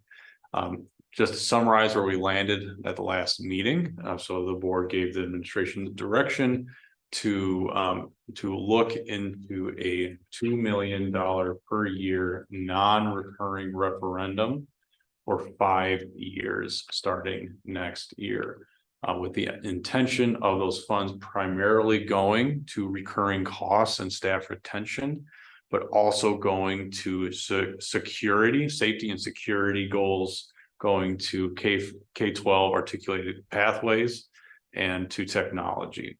And then in the last meeting, we went over that and kind of what the funding for those different goals could be. So at this time, we're simply just having this time available to continue the discussion. So when we were together, last time the board gave that direction, and the discussion was kind of go out, talk to community members, and come back and be ready for a discussion, but also with the knowledge that while we're having this discussion here, in the background, I've been working with Quarles and Brady to prepare a draft resolution with those parameters for the next board meeting on the 29th. So this is simply for discussion. And of course, the easiest part of that resolution to change would be that number, that $2.0 million per year referendum. The other items would require some wording change, but can be changed as well. Just know as a board that based off your direction, we can of course review and change the wording as you direct. Dan, can you remind everybody about what the tax implication is at the $2 million mark? Yeah, so if we did not, if we were to not go to referendum next year, the mill rate would go down to about $7 per $1,000 of property value. The currently for this year, it's at $7.95. With a $2 million referendum next year, it would go to $8.18 for next year. So that's going to be a difference of we did some calculations last time. It's about a $63 difference on a $275,000 home. So and I would invite anyone listening to review last meeting's projections. That mill rate on each projection, you can essentially take that number, multiply it by the number of thousands in your property value. So we said $275,000 property value, multiply it by 275. You'd have your projected property tax, your projected school district property tax for next year. And just to kind of highlight this again, that is just how our potential referendum would impact property taxes. There are other things out there that we have no control over. So property Yeah. taxes still, may change in different directions, but it's not because of us. Yep, there are other aspects to the property tax that we have no control over. And then just really one more quick thing. Can you just remind us of the timeline? Yep. So that, like, when does this board need to make a decision? Yeah, so if the board is looking for an April vote, the April 24 vote. The resolution to go to referendum would have to be approved by the board in the first meeting in January. So that means that by the first meeting of January, the resolution to go to referendum, the language in that resolution is ironed out, which means really by December, the board has to say, we are comfortable with the language, or at least we're like 98% of the way there. And if a minor tweak for a minor word has to be made, then but for January would be set. So what that means is, so December is kind of the key month as far as finalizing the verbiage of a resolution is concerned. So that takes us, so just working backwards, continuing to work backwards here, that last meeting in November on the 29th, that's when we look at a draft resolution. So working forward, essentially draft resolution on the 29th, ideally broad stroke changes as you see fit. In December, we make any minor changes, and then by January, if the board directs, we can vote on a referendum, and then the motion will be filed and we can move forward. And then can you just one more time, the 3 buckets, because I just want to be really clear, and then, David is hearing this for the second time because he was I watched most a of good your- steward of the most your board meeting, but not all and it. of the district, and Yeah, Yes. I really say 4 buckets. So the first bucket really is maintaining operations. So that's recurring cost and staff retention. So that's the largest item that the referendum would go to. But as we discussed in the last meeting, so we're all looking at 3 other goals that money could go to. These are goals that the district has to address no matter what. But the question is, how long will it take to address said goals?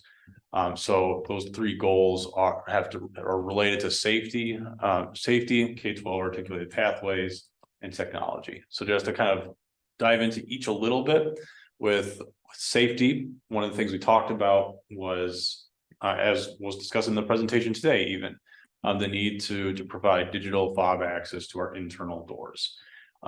That's a very expensive project, one that will take multiple years. Without additional funding, that can take more than 5, likely 10 years. With additional funding, we could look to do it faster. And then other initiatives, primarily like the traffic mitigation on 15th Avenue. I think most people who've dropped off a student in the middle school or high school or Rawson know that that's something that can be mitigated. We'd be looking into providing additional funds to get crossing guards and for general traffic mitigation, much like we did in summer school this last summer. So safety initiatives, security cameras, like Bill Wesley mentioned just recently, these are things that we're going to do. It's just a matter of how fast and the faster we do it, the better it is for our community.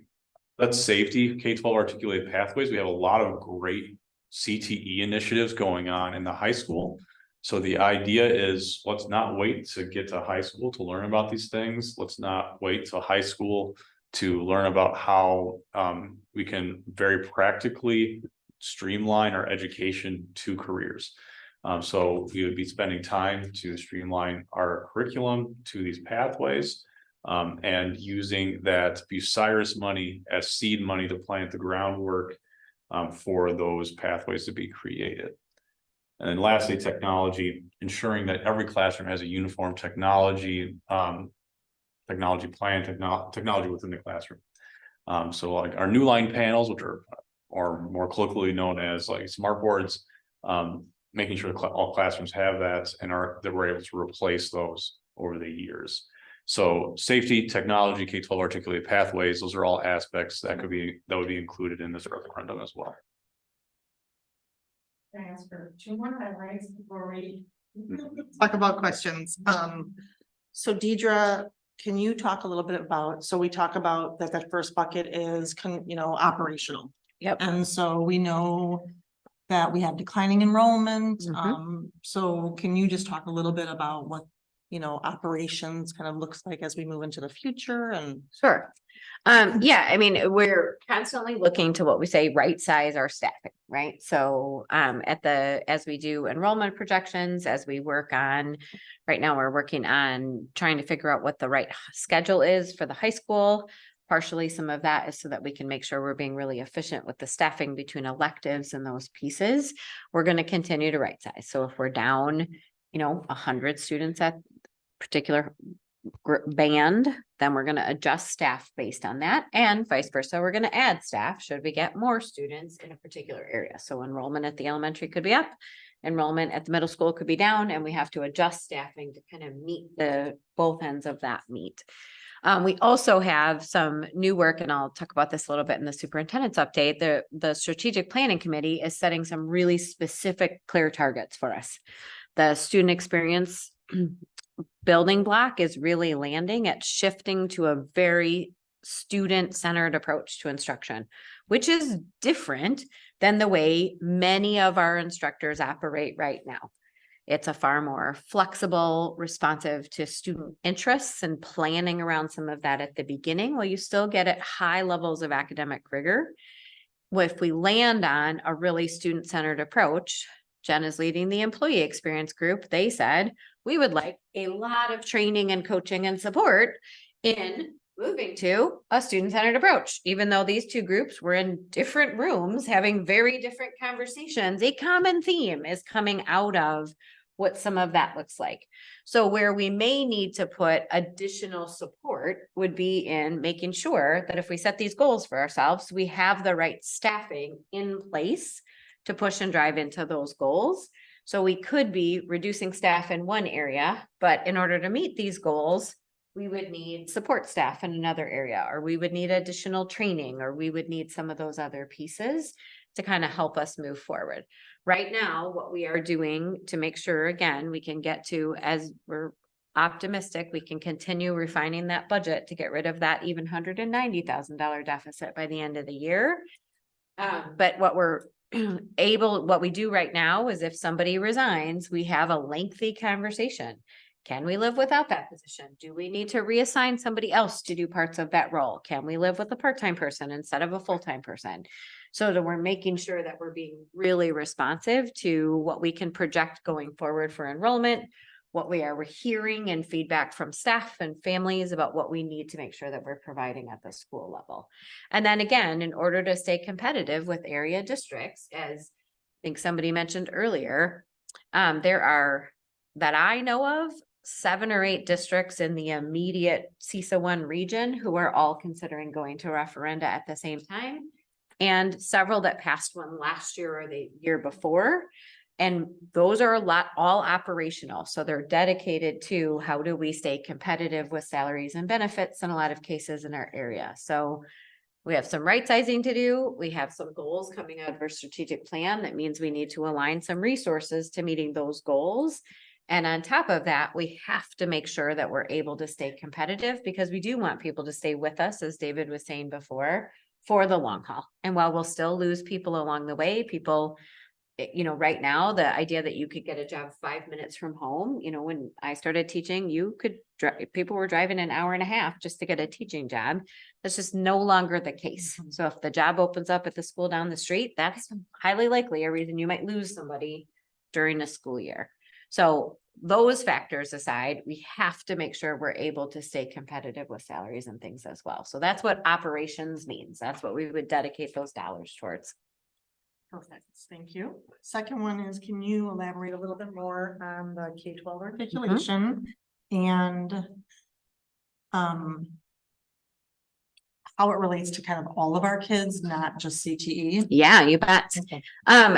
Public school should be the time where kids explore multiple pathways. right? So the number of kids who end up graduating from high school and say, I'm gonna go on to college to study business, and you ask them the question, oh, did you take any of the business classes that we offer at the high school? And true here and true of other places I have worked, they say, no. Okay, well, just so we're clear, we offer those for free, and you could have investigated whether or not business is really the thing that you want to go out and explore. So really what we want the K-12 experience to be is a development of who you are as a person, what you're good at, what you need to work on, what you're interested in, and exposure to all kinds of opportunities. But for kids to start to understand that the coding work you may do in a fab lab or with a tech teacher at the elementary level could actually turn, here's the 6 or 7 careers that could turn into. So if your spark gets ignited at 5K around coding as one example, I could go into the middle school and take then some computer science courses, which if some career pathways in computer science need a 4-year degree. Some need a technical degree. Some need no degree whatsoever. If the student wants to grow up and be a gamer, I just talked to a student at the middle school who that's his passion area. And the idea that he could explore that and learn what that really means during his time in high school, that was exciting to this individual, right? So the goal of those would be that kids have, some of us, when we went to middle school, you had those like 6-week rotations, exploratory classes. So you took art for 6 weeks, and then you took Spanish, and then sometimes you took French or whatever. And it was supposed to help you decide what classes you were going to take in high school. Most of us, that's not how we decided what classes we were going to take in high school. We took the ones where we liked the teacher or were the ones our friends were going into, right? Because that's how high school children tend to make their decisions. But those also weren't like, hey, if you like this, if you find a passion in this, if you're good at it, these are the careers it could take you into, which could mean you could go to the military before you go into a computer science field, right? You could take a 4-year degree, you could take a 2-year degree, you could go get a job. So how do we really, that's articulated, right? It means that what we're doing at this level makes sense at the next level. And it drives into, these would be some options post-graduation, if that's the pathway you chose. We have kids here, we have some incredibly talented musicians. Share a story in the superintendent's update about an alumna who is very successfully a performing musician out there. As kids are in the classes that we offer at the elementary school for music, or trying to get more kids to engage in lessons and things like that, how do they start to understand that that's not maybe something you just do for fun, but that's actually a job you can have someday? Or here's the different ways you could explore careers around music, some of which need to go to college and some of which actually don't require that at all.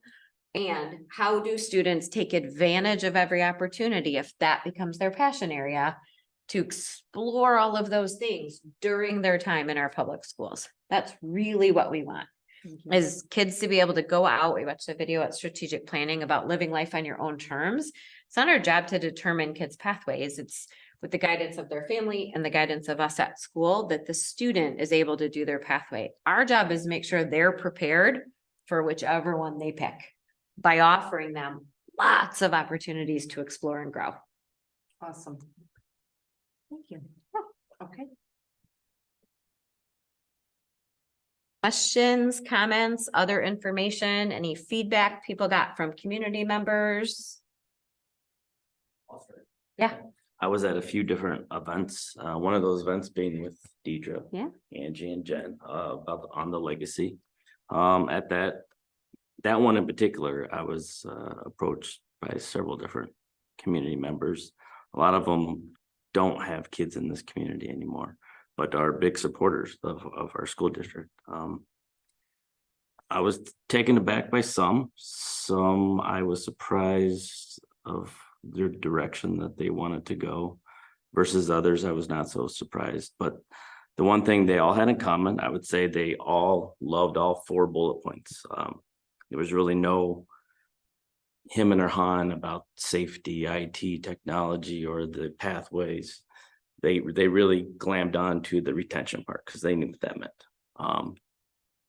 If we don't do this, they're like, do we really need to do this? Well, yeah, we're in a $1.5 million hole. So for them, I would say a large majority of them were like, if it doesn't affect my bottom line, which is my taxes, because right now we're already giving the school this much, and you guys are asking for 8 million, 9 million, $10 million. That $8 million plan is going to keep my tax rate pretty much the base. And they understand, they get it that other things are going to affect their taxes, whether it be Miller Park or, you know, whatever other entities out there are going to cause their taxes to go up. They just said that'll just be one less angry letter I have to send you guys. So the other events that I went to, I would say it kind of was along those same lines where maybe that 1.6 is kind of where we're going to, maybe we should be, maybe we should rethink that. That's maybe our goal. I was taken, like I said, I was taken aback by some people of why I thought they would be more on the side of the 2 million. I had actually one person come up to me and say, how come we're not going for like 5 million? I'm like, well, we're not sure. We're not Arrowhead. Look at our demographics, read the room here. We're not those schools. We can't ask for that type of money. And so if we're going to be asking people for money, I think we really have to listen to our community. And from what I'm hearing them say is the 1.6 million plan might be the way to go. And they said that they would fully support that. And I would hope we could get their vote in supporting that $1.6 million plan. And for you, were they aware if this is a recurring or a non-recurring? Yes, they were very smart people at all these different events I was at. Yes, they were aware of that.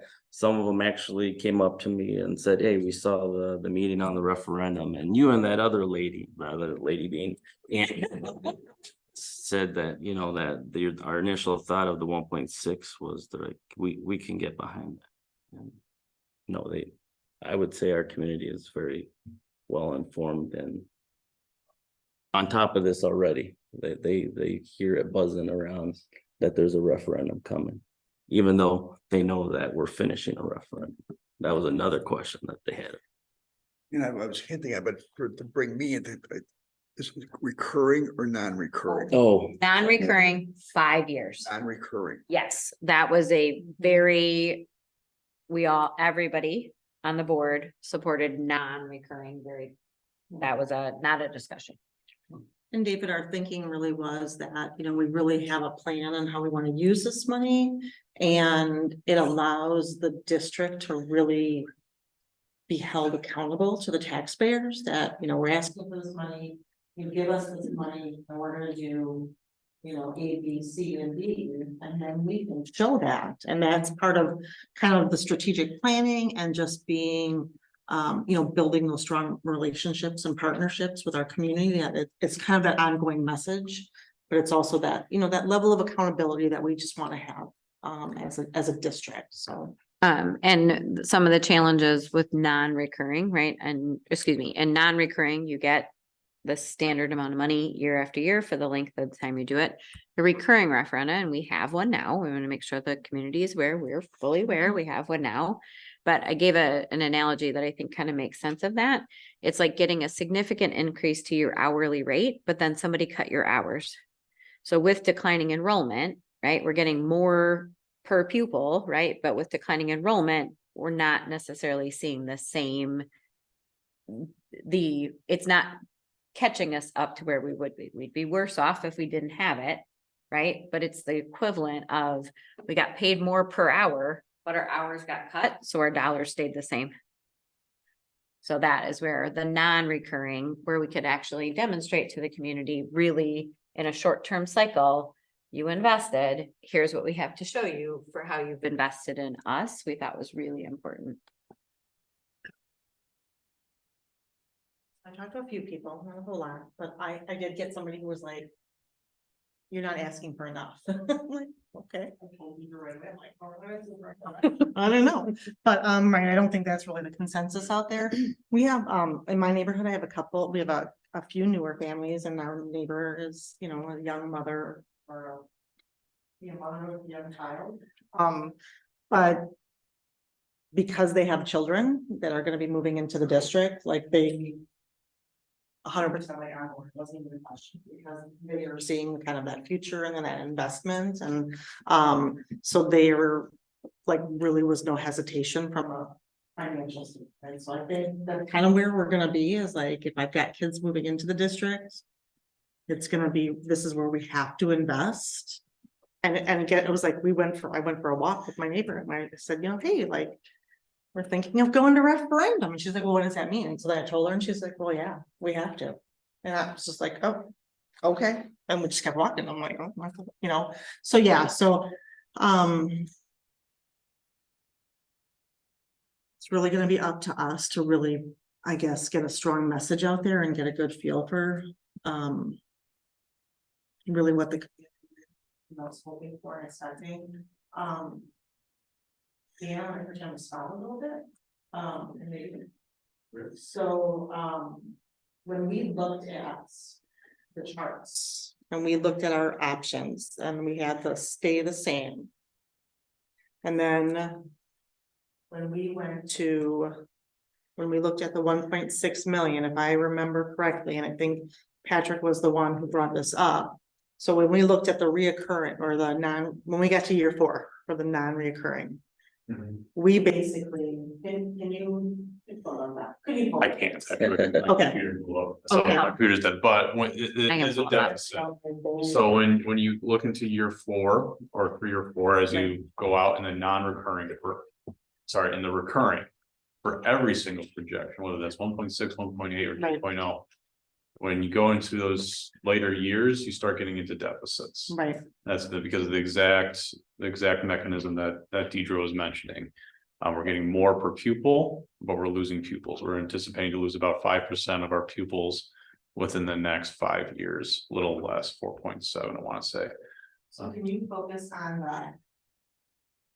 I was trying to visualize what I saw. Like if we went with the 1.6 non-reoccurring in year 4, we were gonna be. It was still at. Okay, I know, I just cleaned out my. Here, I can Still at pull 0. up I'm pulling it up now too, so Thank you. computer. Still at 0. But then we did. For non-recurring.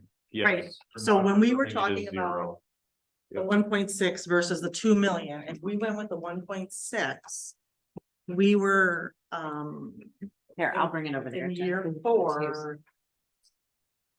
We were gonna be. Right here. So Yeah. we'll project. Is that like that week, you know? I had it out today. There you go. Bring up the last meeting. Thank you all. It's there. It is, but I kind of want to be able, and again, I want Saying to. right, 0. that. The 1.6 is. This was a big part of our decision, Yeah, David. no, I hear you. No, this is There, good. you can use my computer to show public so that people can look at it together. Thank you very much. Yeah. So what she's. So when we talked about that, This is if you do absolutely. Yeah. Okay. So this is nothing. Every plan, he kept this the same, so that's nothing. So that is. okay, That. What she's saying. so we'll let 0 Pam take here, over the conversation, please. 6 here. So I guess I'm a little confused on your question, Okay. but essentially So- I have right here, the projection for. This is a $1.6 million referendum. So I want you to show basically year 4, if we did nothing, where we Yep. would be fiscally. Yep. If we went with a 1.6, and then if we went with the 2, because part of the conversation was. Are we going to be kind of just in maintenance mode if we went with 1.6? And really, the way we were kind of viewing it is that if we went with the 1.6 in year 4, we weren't really gonna have a whole lot of money. Yeah, so I think when push comes to shove, so you're right. So in each situation, you're looking at almost a $1.6 million deficit. In the final year of the projection in 27-28. So the $2 million projection, we'd still have a balanced budget with a $2 million referendum. But that's because that's additional dollars that go to those goals that we discussed. So without efficiencies that would be made in the 1.6 projection. So if we literally maintained operation status quo without any efficiencies, yes, in 27-28, we would not have as much wiggle room with a $1.6 million referendum. But the assumption would be we would still be making efficiencies between now and then. We would still be able to fund some of those goals. It's just the extent to which we could would be larger with a $2 million referendum. So that's year 4, because we Correct. can't even look at year 5. Correct, year 5 would be more. We could, And again, that's assuming that the 325 that at the present moment is in perpetuity stays the same, right? And assumes some other factors, which is Right. why you can't project out Right. past year 4, because there's too many factors that go into those calculations. so that was a big part of our driving conversation, in that, you know, looking into the future, you know, we want to invest in these buckets. And basically, when we hit year 4, investing in those buckets is going to be greatly reduced. Year 5 is so unknown. Maybe we're Yeah. not even spending that money. Maybe we don't have any additional funds to spend. And so then if we're going to go to referendum, that's why we wanted to be able, that's why again, the majority of us, you know, moved to 2 million, because we want to be able to keep investing in those buckets. The conversation that we did have is Augie and Angie did have some reservations, but we did all agree to move forward and give Dan and Deidre the direction to start doing a little bit more of a deeper dive into what it would look like for a $2 million referendum, knowing that we kind of settled in on the hard topics of those buckets and the non-reoccurring, and that the dollars we could change based on like feedback that's coming in. And we're calling that on 29. And that's when you guys are gonna give us just a more detailed presentation on what the referendum question will be, and a little bit more of what that spending would look like. So that we could have a little bit more conversation. And then are we doing any more, like, are we doing any events in between now and then? Yes. So Dan Bader and myself are looking to have a table in front of the entrance to the fitness center next week, Wednesday and Thursday, between 4 o'clock and 5. So that acknowledging that a lot of people in the community come in through that door to go to the fitness center. So if you're passing by, we'll have a projection out, Posters and and we'll have we'll have a poster out saying, hey, this is the average home value in South Milwaukee. This is what the referendum would cost. And we would be available to answer questions and also get into details with it. So that's next week, Wednesday, Thursday, between 4 and 5 by the rec center, or sorry, by the fitness center. And then on Friday before the play, so in front of the PAC at 6:30, we will also have a table there, just ready to answer questions if people would like. Obviously, that the people don't come to the play to just talk about property taxes, so we want to acknowledge we don't want to take over the show. But we will make ourselves available at those times and places for questions. we're in between sports season. So once we get into the full swing of basketball season again, we'll also have the opportunity to get in front of audiences there as well. Because we do have quite a bit of community support that comes to both the plays and music concerts and sporting events, who give us that more global perspective. Like I think we're looking for people who currently have students in our schools or will, and taxpayers who do not have students in our schools right now, because that's important to get that broad feedback. Are there any, do we know if there are any PTO meetings coming up that?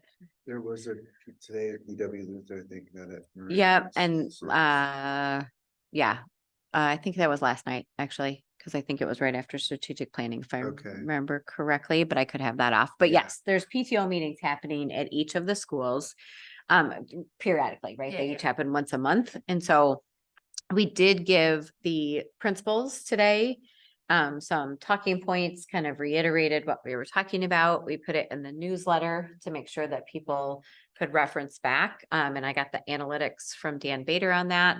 There's, I want to say, close to 1,100 people that had actually opened our newsletter, which is actually really exciting. Mhm. That's a very good click rate, it's called.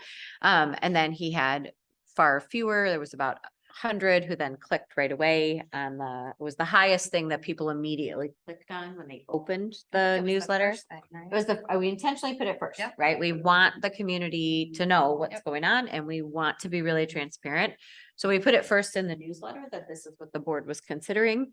And then he had close to 100 people who clicked on that. And then from what he could see on his end, 14 that then went and watched the video. So we're trying as best we can to put this information out there wherever we can. But then today, we made sure the principals had links to that video so that they could share them with people. And also that they had similar talking points. We shared a talking point sheet with you guys tonight as well. Something so that if somebody asked them those questions, they could say, hey, this is what the board is considering as well.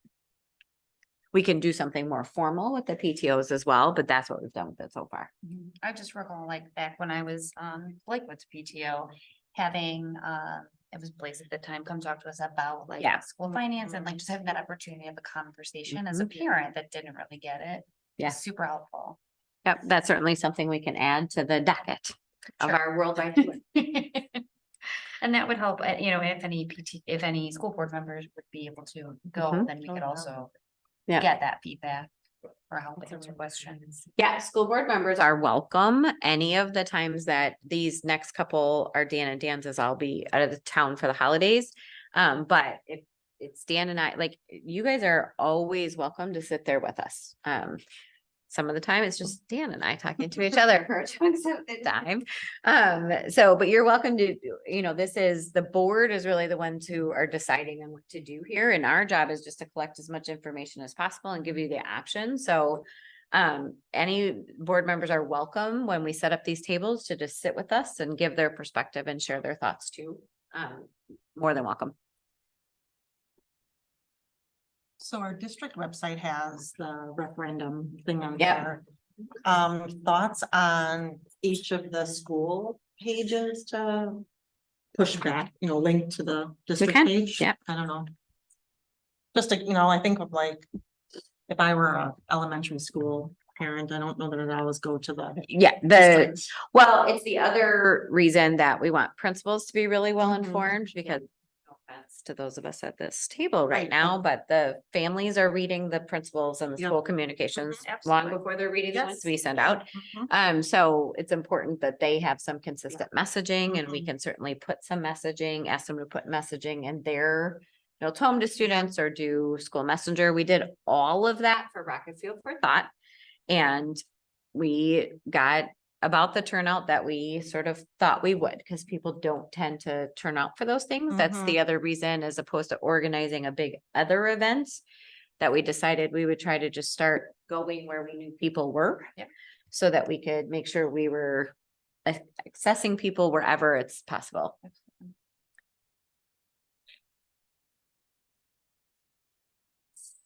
So.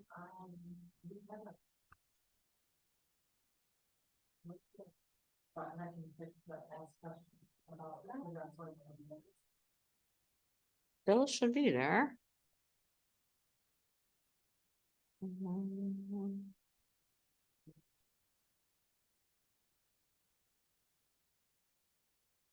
Let me ask Dan. Okay. What, Okay. I'll have him, I'll look at it with him Okay, tomorrow. and if it could be up at the top, so we don't, Yeah. so you don't have to Yeah. scroll. Yeah. It was. There was a whole. Okay. There was a thing at the Okay, top. and maybe Wow. because this got added, it changed. Yeah, it could I have. was like, who are those people? I was like, oh. Oh, that's me. there we are.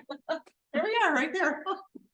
Yeah, so that would be good too. Okay, And then I think if we can get something on each of the schools' pages, whether it drives it to the Yeah. district page. it's right. Okay, I thought so. Is it there? Okay, it's So- there. So go back to the homepage. I went to the referendum. Considering referendum Oh, so did I. tab and then go down. down. It took a second to load. It's under the FAQs. Should get it. Right there. Oh, that's it. Oh, yeah. You can click on that. So you want it up at the top. that. Yep, Yeah, we need that right there, so that. yep, Cause like I scrolled right by it. Yep. So did you. Oh, it didn't look like that. No, Yeah, as you yeah, glance so, at that, yeah. I would not have thought that's what Yeah. it was.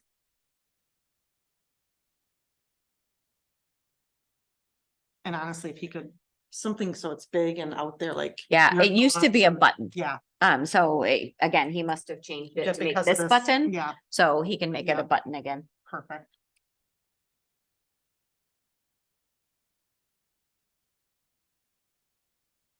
So. Let's see. Continue to move forward. So again, part of us moving to the 2 million is even though we weren't a unanimous. There were enough votes to drive the conversation to the 2 million. I just want to kind of get a read on the room, and has that changed, or are we still okay? Discussing the 2 million, we're not making a vote on deciding on it as a final, but are we still okay with Deidre and Dan? Really doing the research and the legwork on the 2 million as being our potential referendum amounts. Knowing that we can still change it. I'll just say before I give you an answer, I'll Yeah, just say yeah. I did have the opportunity to also Oh. speak to some good. community members. And I heard things like my taxes already went up. They went up so high with Yeah. my new assessment. Everyone was unanimous and like, I support our district. I support our kids. And these are people that had students and no longer had students, previously did, now their kids have graduated. They are struggling to make ends meet as it is, right? And so to them, anything that wouldn't impact their taxes was the most palatable and desirable choice in their eyes. That's just what I've heard so Mhm. far. Yeah. No, and that's good. I mean, it's good that we get that feedback. And again, I think.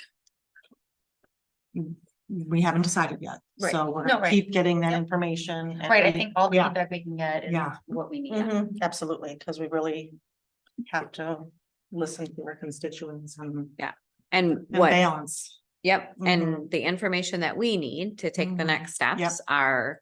We're working on the draft question, and this Mhm. includes Jen, obviously, Yep. as well. We keep saying Dan and I. but Yes, I'm Jen speaking is a big money. part of this. and Yes. Questions are quite legal. Yes, they are. So, a lawyer in the room is frequently consulted on all of Mhm. these conversations. But the direction we need is we're comfortable with most of it, and that helps us formulate the question. Mhm. The number and the question can change right up until the moment that we vote to put the question on the ballot, and then we're locked. So, but then the other question is, as Dan is doing these next couple of community events, if we get the opportunity to go and speak to a PTO, Mhm. are we providing multiple scenarios and options and getting feedback on multiple ones? Or are we sticking with 2 million or 1.6, and that's the scenario on which you want us to get feedback from the community? That's the direction the three of us need tonight, so that we can plan for when we put a big poster together on this sort of information and Mhm. tax impact and those sorts of things. Are we still asking the community for their opinion on 3 things, 2 things, or 1 thing? And if it's 2 things or 1 thing, which one are they?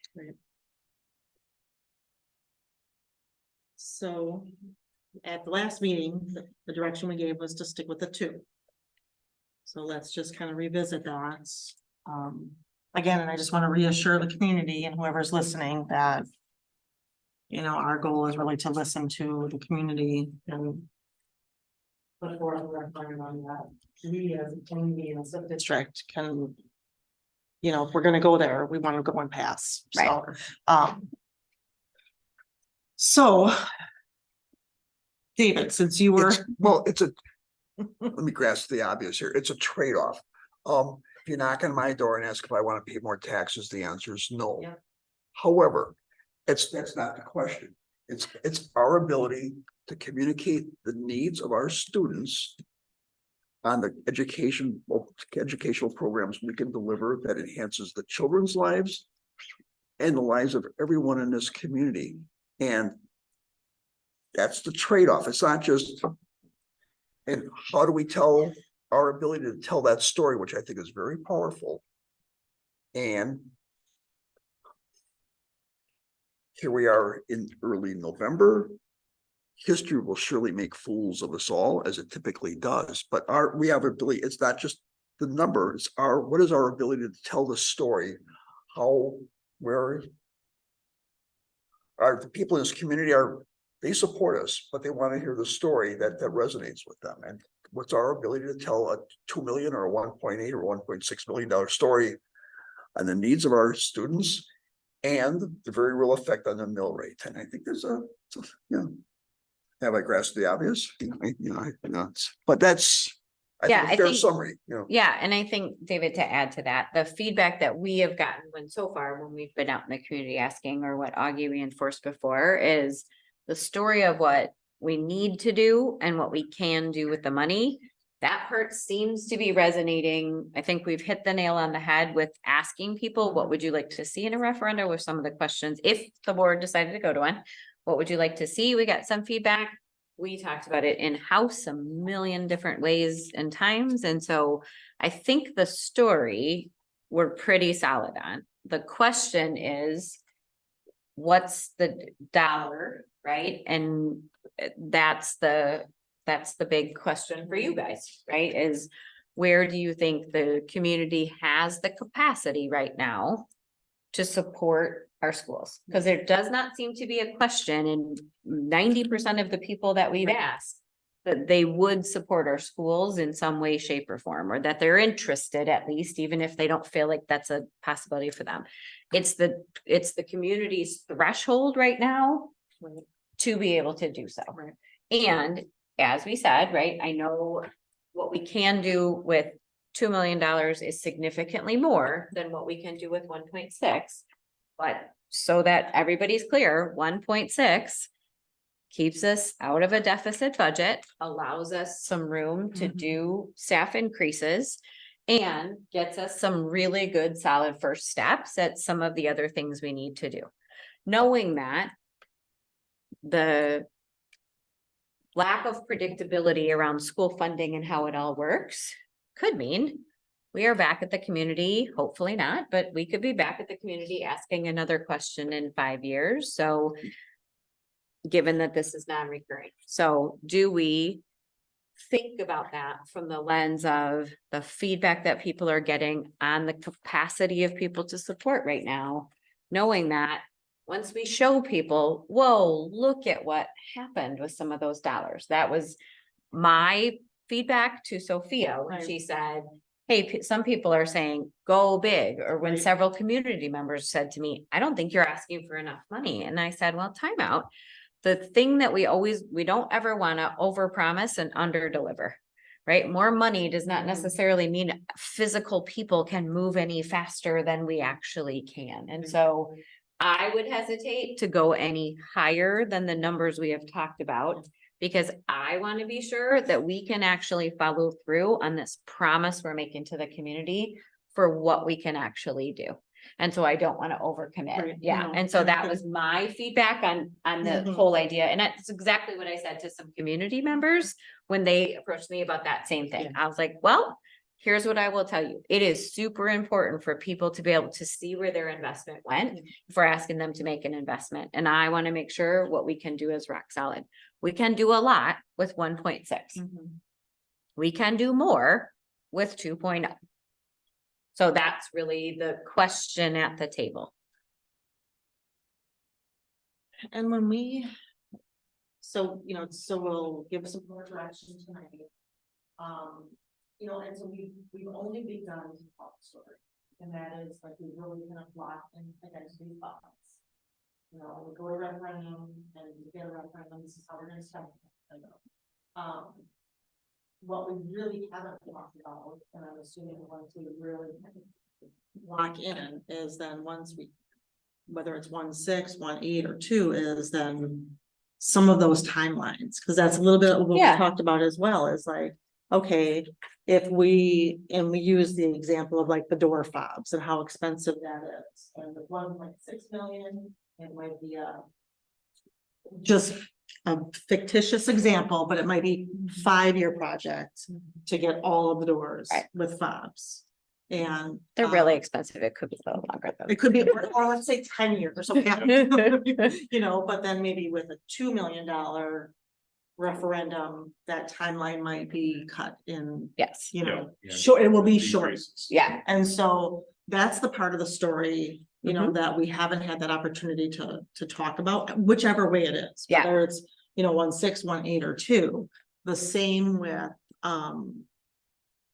this example that, you know, we talked about earlier is when we hit year 4, where are we? Mm-hmm. And so then it's, you know, all of a sudden, you know, here we are going along with money, year 4, depending on which dollar amount we pick, is going to a 5-year referendum may only feel like a 3-year referendum, depending on which dollar amount we pick. That's kind of how I'm looking at it, just to, Yeah. to wrap my head around like the numbers, because I feel like, No, there's a definite difference, Right, right? right. If we do nothing, the deficit continues to increase at a different rate each Mhm. year as you go forward, right? And some of that, the difference in the dollar amounts also really relies on us continuing to get right-sized with what Right. we need to be doing. And again, we were able to find quite a few efficiencies, because at one point, next year's deficit looked like $1.5 million. And now it's looking at $838,000, right? So we continue to chip away at that. Any minute we get the opportunity to do so. Right. And balance the priorities of our system, which are again, staff retention and doing our best in that area. So at least we can say we tried everything, right? We've done what we could. And also being able to enhance some of the things that really matter to this community, which are the things that we're kind of landing in. and then with our conversation regarding the per pupil, which is really $325. And we know that isn't gonna change. Yeah, unless the legislature. Unless the legislation Unless- changes. Right. Yep. But here's our predictability, Right now, we Yeah. have some predictability, which we appreciate. which we appreciate, it's not a lot. And then, and you know, you kind of mentioned too, like, in 5 years, we don't know what's coming. Mhm. And so I try to look at both sides, right? Like Right. right now, it's you know, we're all spent, you know, how much more can I open my pocketbook and spend when I'm not getting the raises, you know, none of us, right? We're not getting the raises that, because our economy is just hurting. And what does 5 years look from like? And yet we don't know. Right. But are we in worse shape in 5 years? And then to potentially have to ask for another referendum in 5 years starts to get scary. Well, much of this money goes to recurring expenses, Right. retaining staff, technology in the classroom. Yeah. That's a recurring expense. Yeah. My eyes are wide open Oh, on I that. know. And if we go with a 5-year non-recurring, there's some education that we need to start on day one, that we are. The state pulled the rug out on us on our last referendum, and we used referendum money to supplement money that didn't come from the state that should have. Right. That can very well happen again. And if it does, we will We're right here we again. will have to tell that story. Right. Right. But I think just as a reminder, this particular story is not currently unique Right. to us, Right. Yes. right? Other in the area. Dan's been doing a lot of research around who's doing recurring versus non-recurring, and anything operational, which was a good chunk of the ones that were on the ballot. Right? And so at the last election, anything that's operational, this is what we're all using it for, are really recurring costs. Because operational, that's what it's for in the most part, outside of operations, when it comes to like physical installment of something like safety or things like that. That's a little different, but that's what everyone's using it for, right? Greenfield passed one last year. They were then quickly able to do their contract negotiations because they knew a bit of a safety net that they had. I think the question is, are we going to the community and asking for what we really think is the minimum of what we need? Knowing that that's a question year by year, depending on a lot of factors that we don't control. Or are we asking for a little bit more cushion and then therefore the expectation in return that we can move faster on some of what we've promised? That's the question. And that's the question that you guys have to live, you know, you have to be comfortable with. I would say, I think everybody has said that nobody is taking this decision lightly, and we're doing that in response to the feedback we're getting from the community. We keep bringing back feedback from the community. You guys are bringing back feedback from the community, and I think it would be very wise to listen really carefully to which one we think the community has the capacity to support right now, because not getting something passed, that's a whole different conversation, right? And so that's keeping that in mind. I think, you know, you guys dedicate your time to the school board, so you have a very different lens into what's possible and what could be and needs and those kinds of things. And not everybody has that same lens on the work that gets done. So I just keep that in the back of your minds as well as you're trying to give us some advice on what to do next. I think that this wasn't a 5-minute conversation. Yeah. Shows how much this weighs heavily. Because option scenario 1, I don't even know what that means for this, you know, to be in the red that much. I don't even know. I can't even fathom that, David. Like, I just look at that and I literally want to cry, because it's like, oh my gosh. Because you will. Because I will. I will. The reductions that would need to happen to do nothing or not get something passed are going to be felt by the full community, right? That is a detriment to this. That is not serving kids. No. That is providing bare minimum. Probably, you know, all that we legally have to provide. You keep the doors open, and I'm assuming class sizes would increase, and it would just be terrible. Pick up, you know, I'm not gonna name the pieces, but item by item, they'll it's all. And we've seen other, every element. we've seen other districts decimated. And where cuts are made, you know, and where this district has, you know, held firm on ensuring, you know, our children are, you know, have that whole education, you know, in arts and math and science, and, you know, and athletics and all of that. So, you know, scenario 1 is so scary. And then, you know, but again, I start to use, you know, you look at any of those options, and again, it kind of goes back to what you did in the same. I mean, you know, we're here to serve our children. How do we tell that story and what our children need and what can we provide them? And you know, and we're gonna hear for every door you knock on, you're gonna get from a vote, right? You know, clarification. The difference between the 1.6 and the 2.0 referendum is we start at $7.95 for a mill rate. So in this year, in this year, no matter what projection, we're at $7.95. $7.95, and with the $1.6 million ask, we roll out 3 years with a $7.96. Then is the next one 8.6? Yeah, so then, 6 cents. if you go to the If you go to the 1.8, then it goes to an $8.07 increase, or so $8.07 mill rate. Right. And then for 2.0, it's $8.18. And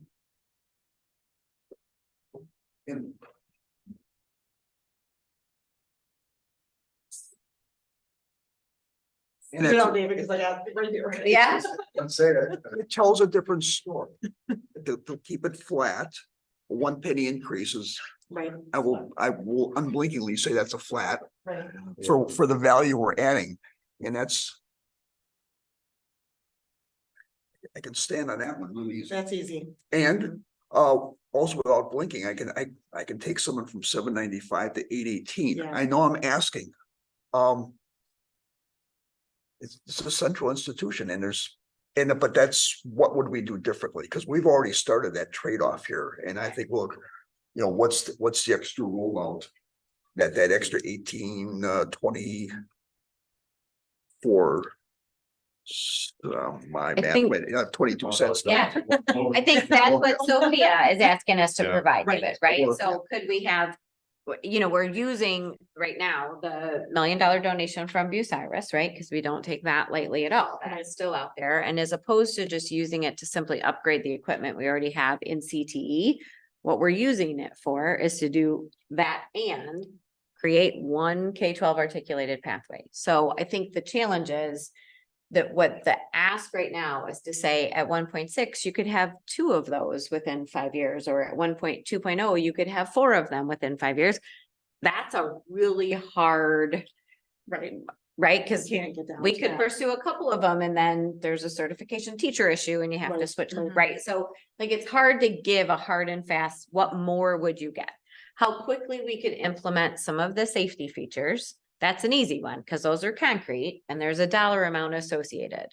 Dan started doing some preliminary work just to figure it out and it was 4 million Yeah, 4 million for every single to get internal door in the district. on a swap fob. So that's Money. a lot of money and maybe that's not then, maybe we just strategically go one more layer into the inside with the fobs and then rekey to make sure they're, that we're doing a few of those things. So some of the things that, yes, in an ideal world, you could do these, we are not in an ideal world, right? So we would have this much done with this dollar amount, this much done with this dollar amount. Some of that's just hard to predict. Yeah. Yeah. So can I, because like you can feel the weight in the room, Yeah. right? And it really is like, feels very heavy in here. So last week so I just want to put something out here maybe for discussion. So last week we kind of gave the push of 2 million. We've kind of all gone back and heard some feedback, some, hey, 5. Okay, it's not happening, but what does everybody think if we were to shift? And so last week we didn't even really talk about 1.8. Right, or 1.6 or 2. What does everybody think is question number 1? And then how much work is it for you guys if we really looked at 1.6 and 1.8 as options? You guys dig deeper in both. And then we got kind of a plan A and a plan B. And then that is something then that we would be able to take to the community and then have these options. So. I think, I guess from my perspective, that's not a hard ask. Okay. That's something we could potentially do. We can flesh out the extent to which we could hit those goals at those dollar amounts. I think if you're okay with it, we could look into those potential projections, but also if we can just keep the draft resolution at the 2.0 for now, with the full understanding that that's potentially up for discussion. That is the easiest factor within the resolution to change that dollar amount, we're done. Right. Yeah, and That's just the number, Yeah. the meat of it, the wording around the question Mhm. that comes from the other pieces we've talked about Okay. already. Those would be a hard ask to suddenly shift gear on a bunch of those things we, I think are. after tonight, Yeah. right? Yeah, the number, that's a Yeah. typo, that's Right. a change of a typo. Yeah. Okay. Yeah, so I would just say if we could totally do that. So for the next board meeting, we could prepare. We can dive into it a little bit. Just like Deidre said, the K-12 articulated pathways would probably be the hardest to truly say. This is exactly what it would be amongst the projections. But the safety initiatives, that's a little bit more concrete. Well, and one of the things we can do is just map out like a K-12 articulated pathway means. We'll just pick computer science, right? Mhm. Computer science and This is kind of gaming, what it looks right? like. And this would be approximately what that looks like and where you'd invest some dollars to make that happen. Mhm. Right? And not that all of them cost that same dollar amount, but at least if we could give It's one one. example of the kind of dollars that likely would be associated to making that happen. And then that visual. And then the what does it visual look of, like? right, Yep. yeah, like what that means we could do. That I think maybe that's a place that we can provide some additional information that would be helpful. And that's a nice, that helps with that storytelling, because Right. it's like, what does this Like really it's more mean? than just buying, you don't buy a kit, Right. right? You hire staff and you do training and you buy kits and you do things Right. and you, right? Right. And you start to plan differently, which Right. takes training and things like that. So to map out one of those. Right. Sounds like that would be a helpful exercise for Mhm. us to go through to provide back Yeah. some information to you guys. Yes. So how, okay, so I hear that would be okay. I mean, so let's answer the first question. Are we okay with staying with the 2 million for the resolution for right now? The draft resolution. Thank you. Yes. Thank you. Are we okay with that? Yep. We're gonna, Yeah. yep. Patrick? Yes. Okay. So yes for that. How does everyone feel about a little bit more focus on the 1.6 and 1.8?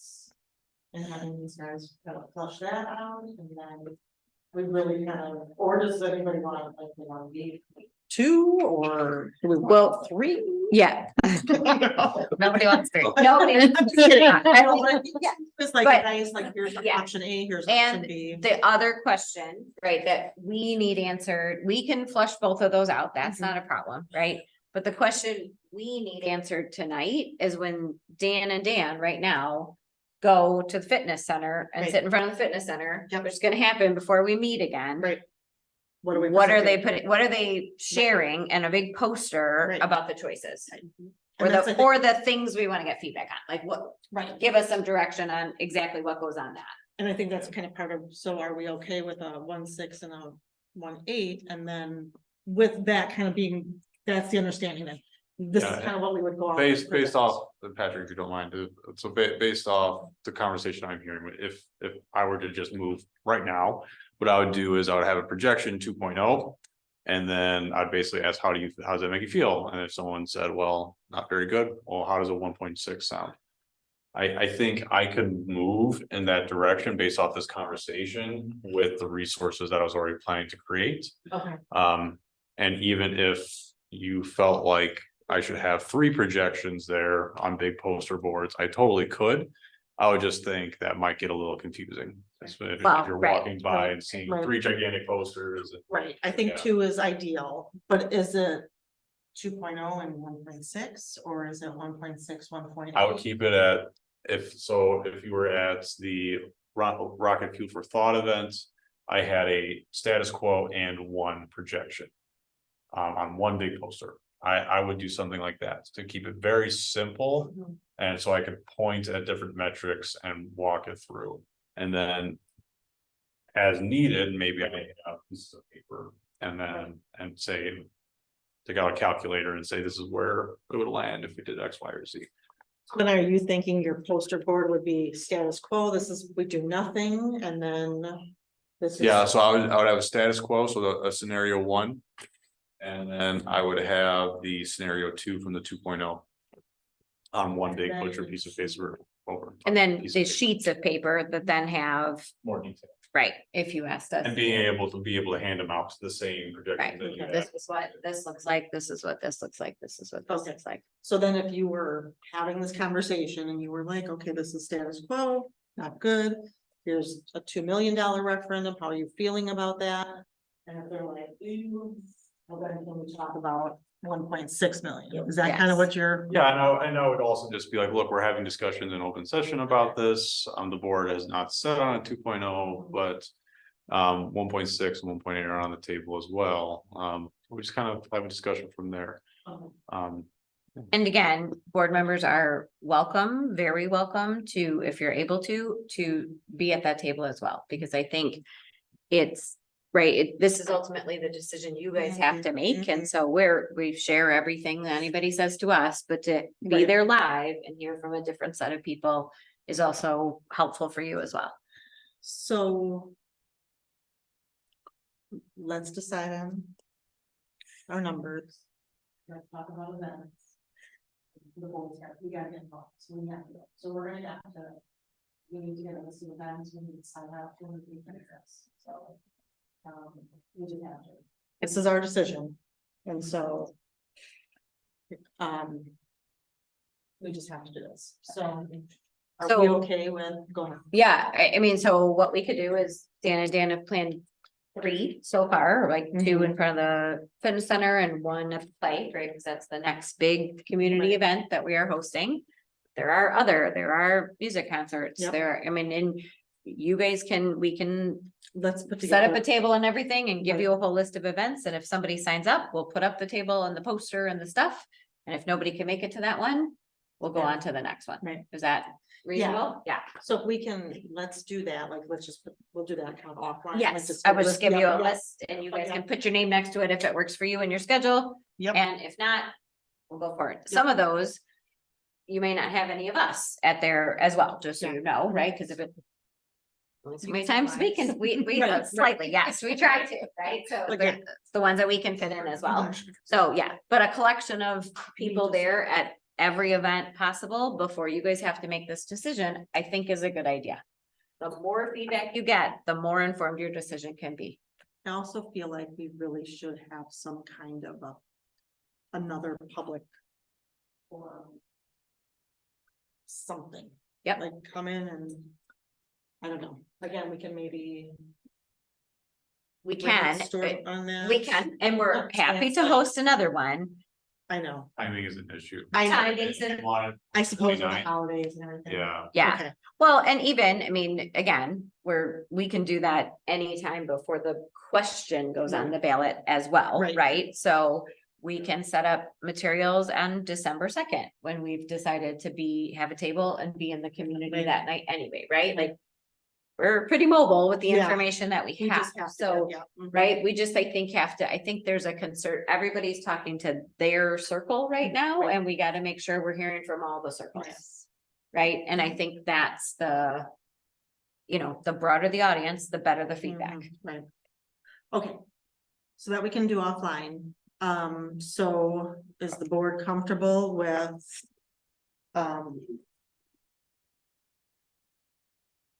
Are we all with this? Are we all comfortable with moving forward with kind of status quo and 2 million as kind of the front and center? Big poster board, and then have supplemental material as talking points that are 1/6 and 1/8. Let's put you guys up.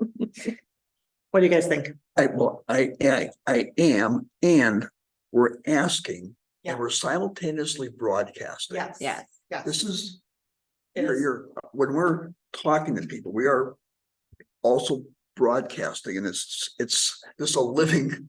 It is, It's a living thing, so, and we should be able to tell the story around the 2 million. And then if that's not, if people are. If you get hesitation, you We've can got to be say, able to tell a little bit of, we gotta tell that story. it's 2 million, the board's very sensitive to the substance of the request. And we are looking at it very seriously. Yeah.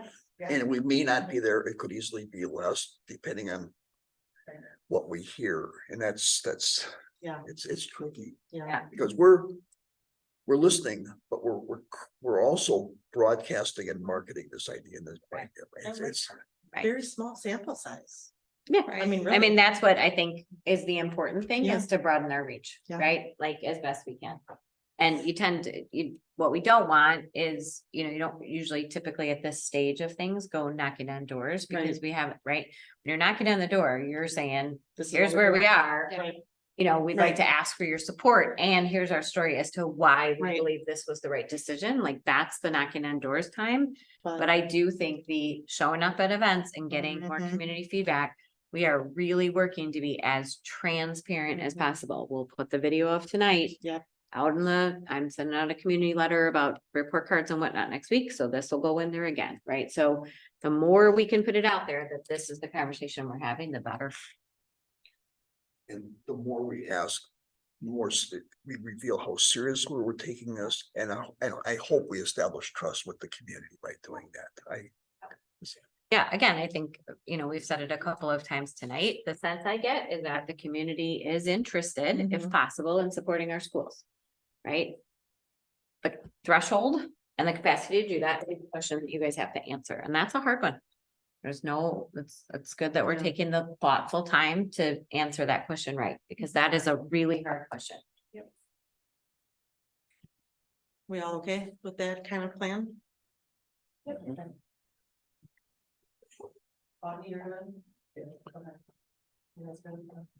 Okay.